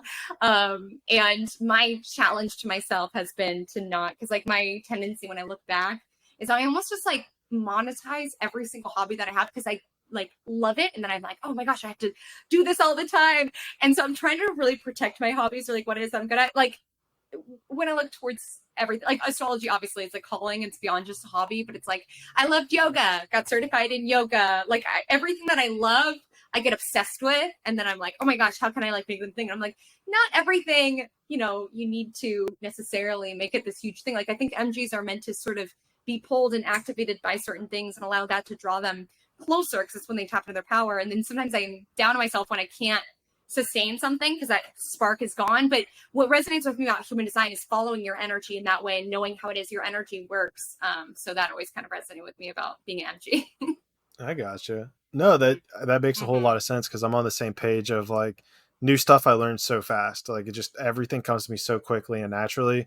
And then usually I get like a little bit down the rabbit hole, and then I start hitting some resistance, and there aren't too many things that I'll push past that resistance with. I've done it with jujitsu. I'm kind of doing it with this podcast, because there are times where I've hit that resistance. And I'm like, no, I just want to keep doing this. Like I love talking to people. Like I know this is stuff that needs to be put out there. And so it's interesting to kind of have that feeling to actually like discern when you should be pushing past it versus like, okay, maybe you should move on to the next thing, or maybe this is that thing that you need to push through that block and actually get to the next level or piece of it. Absolutely. Absolutely. And I think it's like also kind of telling the difference. And it's like, that's what I was highlighting. Like, it's great that your podcast does cover so many different topics. And it's even like with my astrology YouTube and things like that, it's very hard for me to just do one thing because I have so many varied interests. So it's nice to be able to pull things in from different like realms that I'm interested in. So it's also great to work with your system in that way around choosing a vocation or a hobby that allows you that space to have new mental challenges or to have different kind of areas that you can grow within, I guess, or bloom within. Yeah, I'm all on board with that. No, it makes sense. And actually, I have one more question about the birth chart. I'm seeing, and I don't know if this is typical for people, but I'm seeing like all my lines are kind of like, you know, it seems like there's one line that goes through house 3 and 9, which seem opposite, and then all the lines are like to the right of it. Is that something that occurs often, or are they usually spread out? It's so fascinating. When you look at every single chart, that's why I say like your birth chart is your art, because every single one is so different. Like when people have them concentrated above the horizon, like that's a day chart that signals someone who lives a lot of their kind of destiny in the public realm, or like someone who is a little bit more known, or a lot of their growth is kind of delivered there. If someone has it below the horizon, it's typically someone who's a little bit more self-contained, a little bit more introverted.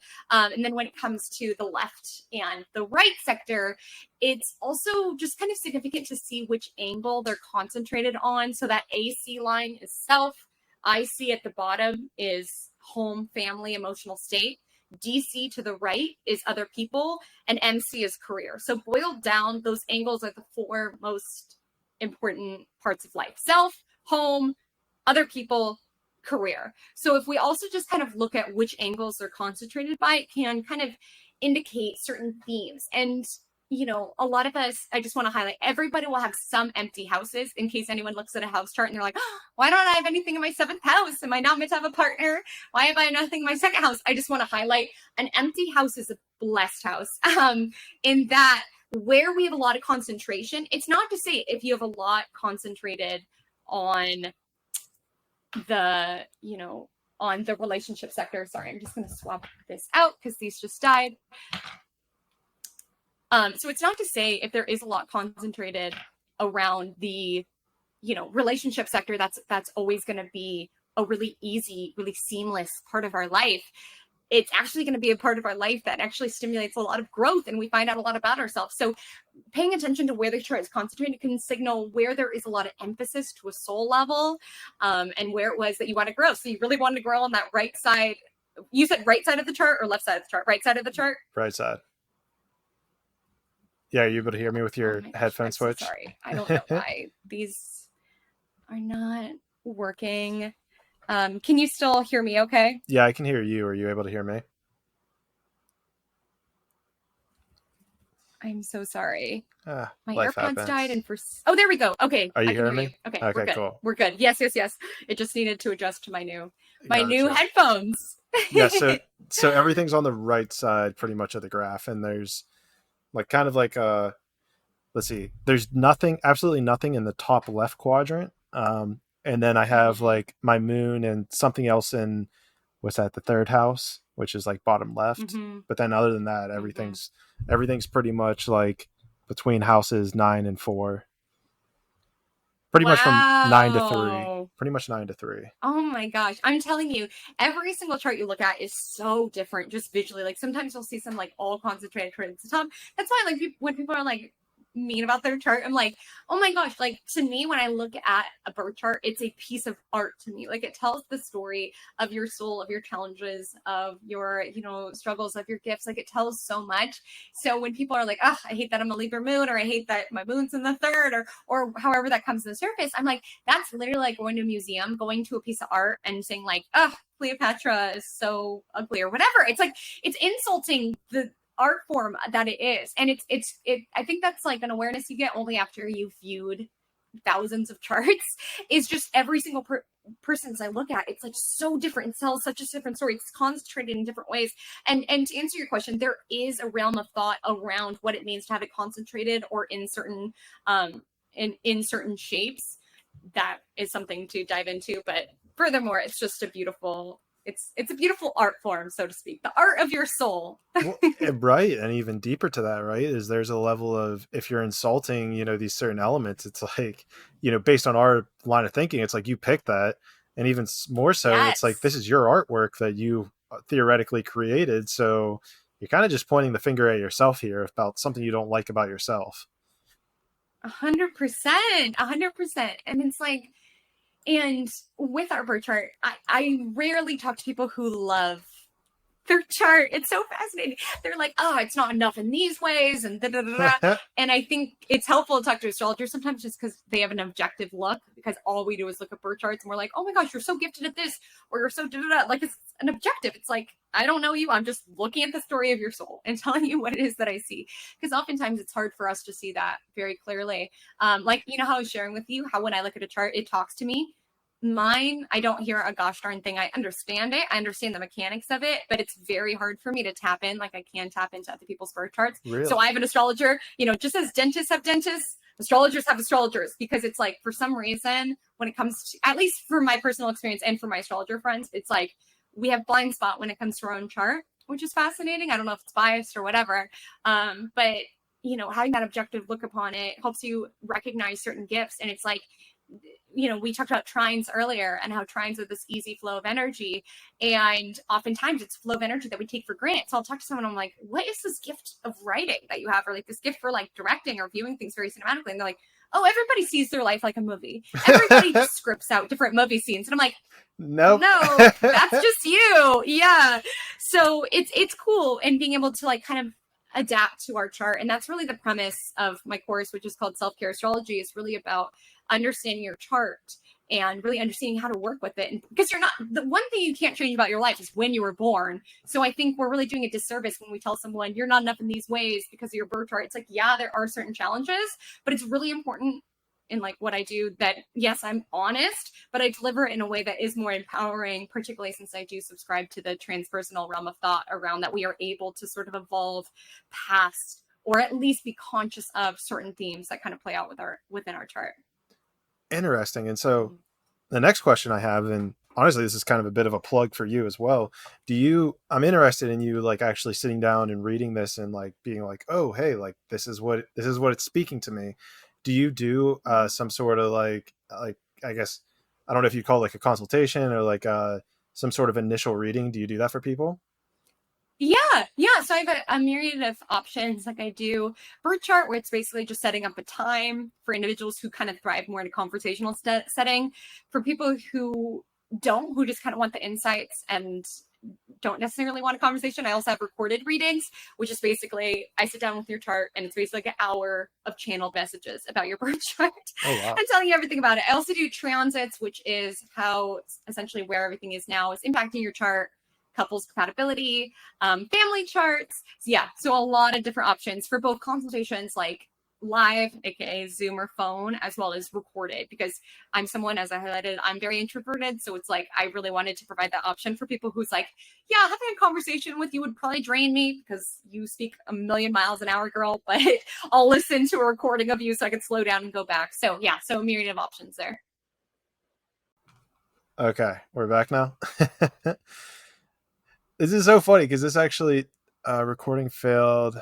Please have Haley refresh the page to continue recording. I think we're good and we overcame the challenges. Mercury's about to go retrograde, so good for us. For basically, it's a time that technology and communication can get kind of screwy. But one final thing I just wanted to basically say, like, since we are kind of in closing, is at the time of this podcast coming out, it's currently eclipse season, which is a little bit of a pivotal transformative time, because it's bundled up with the North Node and the South Node that we were kind of talking about, where it's like karma and fate and what we came to do here. It's considered that eclipses are times that timelines accelerate if it's a pivotal eclipse for us. So right now, the eclipses right now will be the most pivotal for those who have Taurus, Leo, Scorpio, and Aquarius placements. And that would be like within personal placements, give more weight to like sun, moon, rising, Mercury, Venus, Mars, will be the most pivotal. So not every eclipse is pivotal for us, but I do want to highlight, if you are being quote unquote eclipse is what it's called, it could be a time of powerful new beginnings as well as transformative endings. And what my mentor would always say is that during eclipses, people tend to have eclipse brain, which is when they're like kind of running around a little bit more emotional, a little bit more erratic.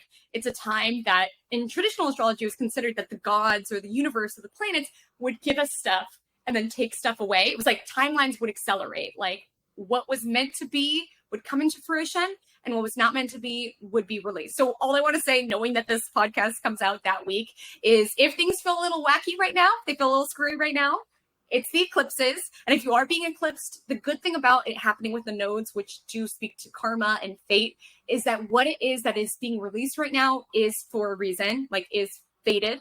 And what is coming into your life could have really fated karmic undertones in terms of your next kind of era or chapter of your world. So important to keep in mind. Astrology heads up.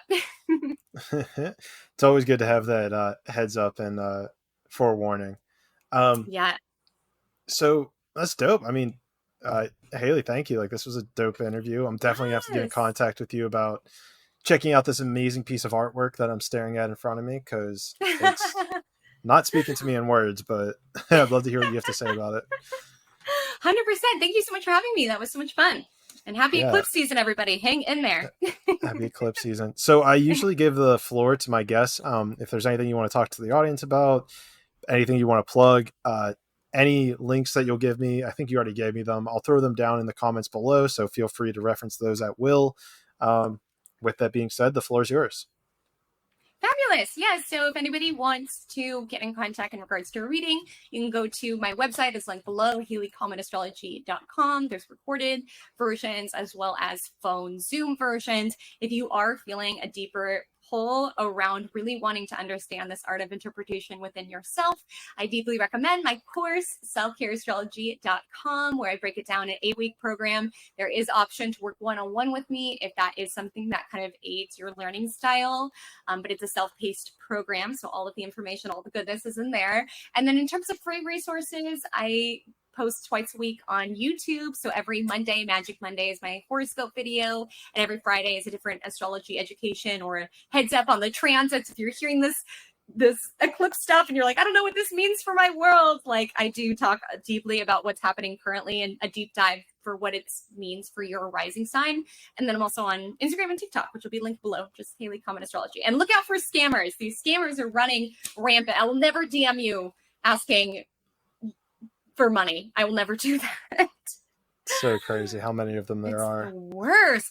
It's like whack-a-mole. It's like one page gets taken down, there's like 10 more. So just be diligent, be discerning when it comes to any element of your spiritual, practice, and as well as paying attention to, which practitioners or astrologers or podcast. Like, I just feel like, especially in spirituality, discernment and resonance is really important, and following those little nudges around who you were called to work with and things of that nature. So yeah, thank you so much for having me. Yeah, you certainly need to, discernment's so important. I mean, especially in this field and line of work and everything. But yeah, I mean, without dragging it on much longer, Haley, thank you so much for coming on. It was an absolute pleasure. Happy to have you. Guys, hopefully you learned something about astrology. I know I did. And we just lost her video feed, which is totally cool, but I'll just close it out that thanks you guys for being here. I appreciate you all, and I'll see you all in the 6th dimension.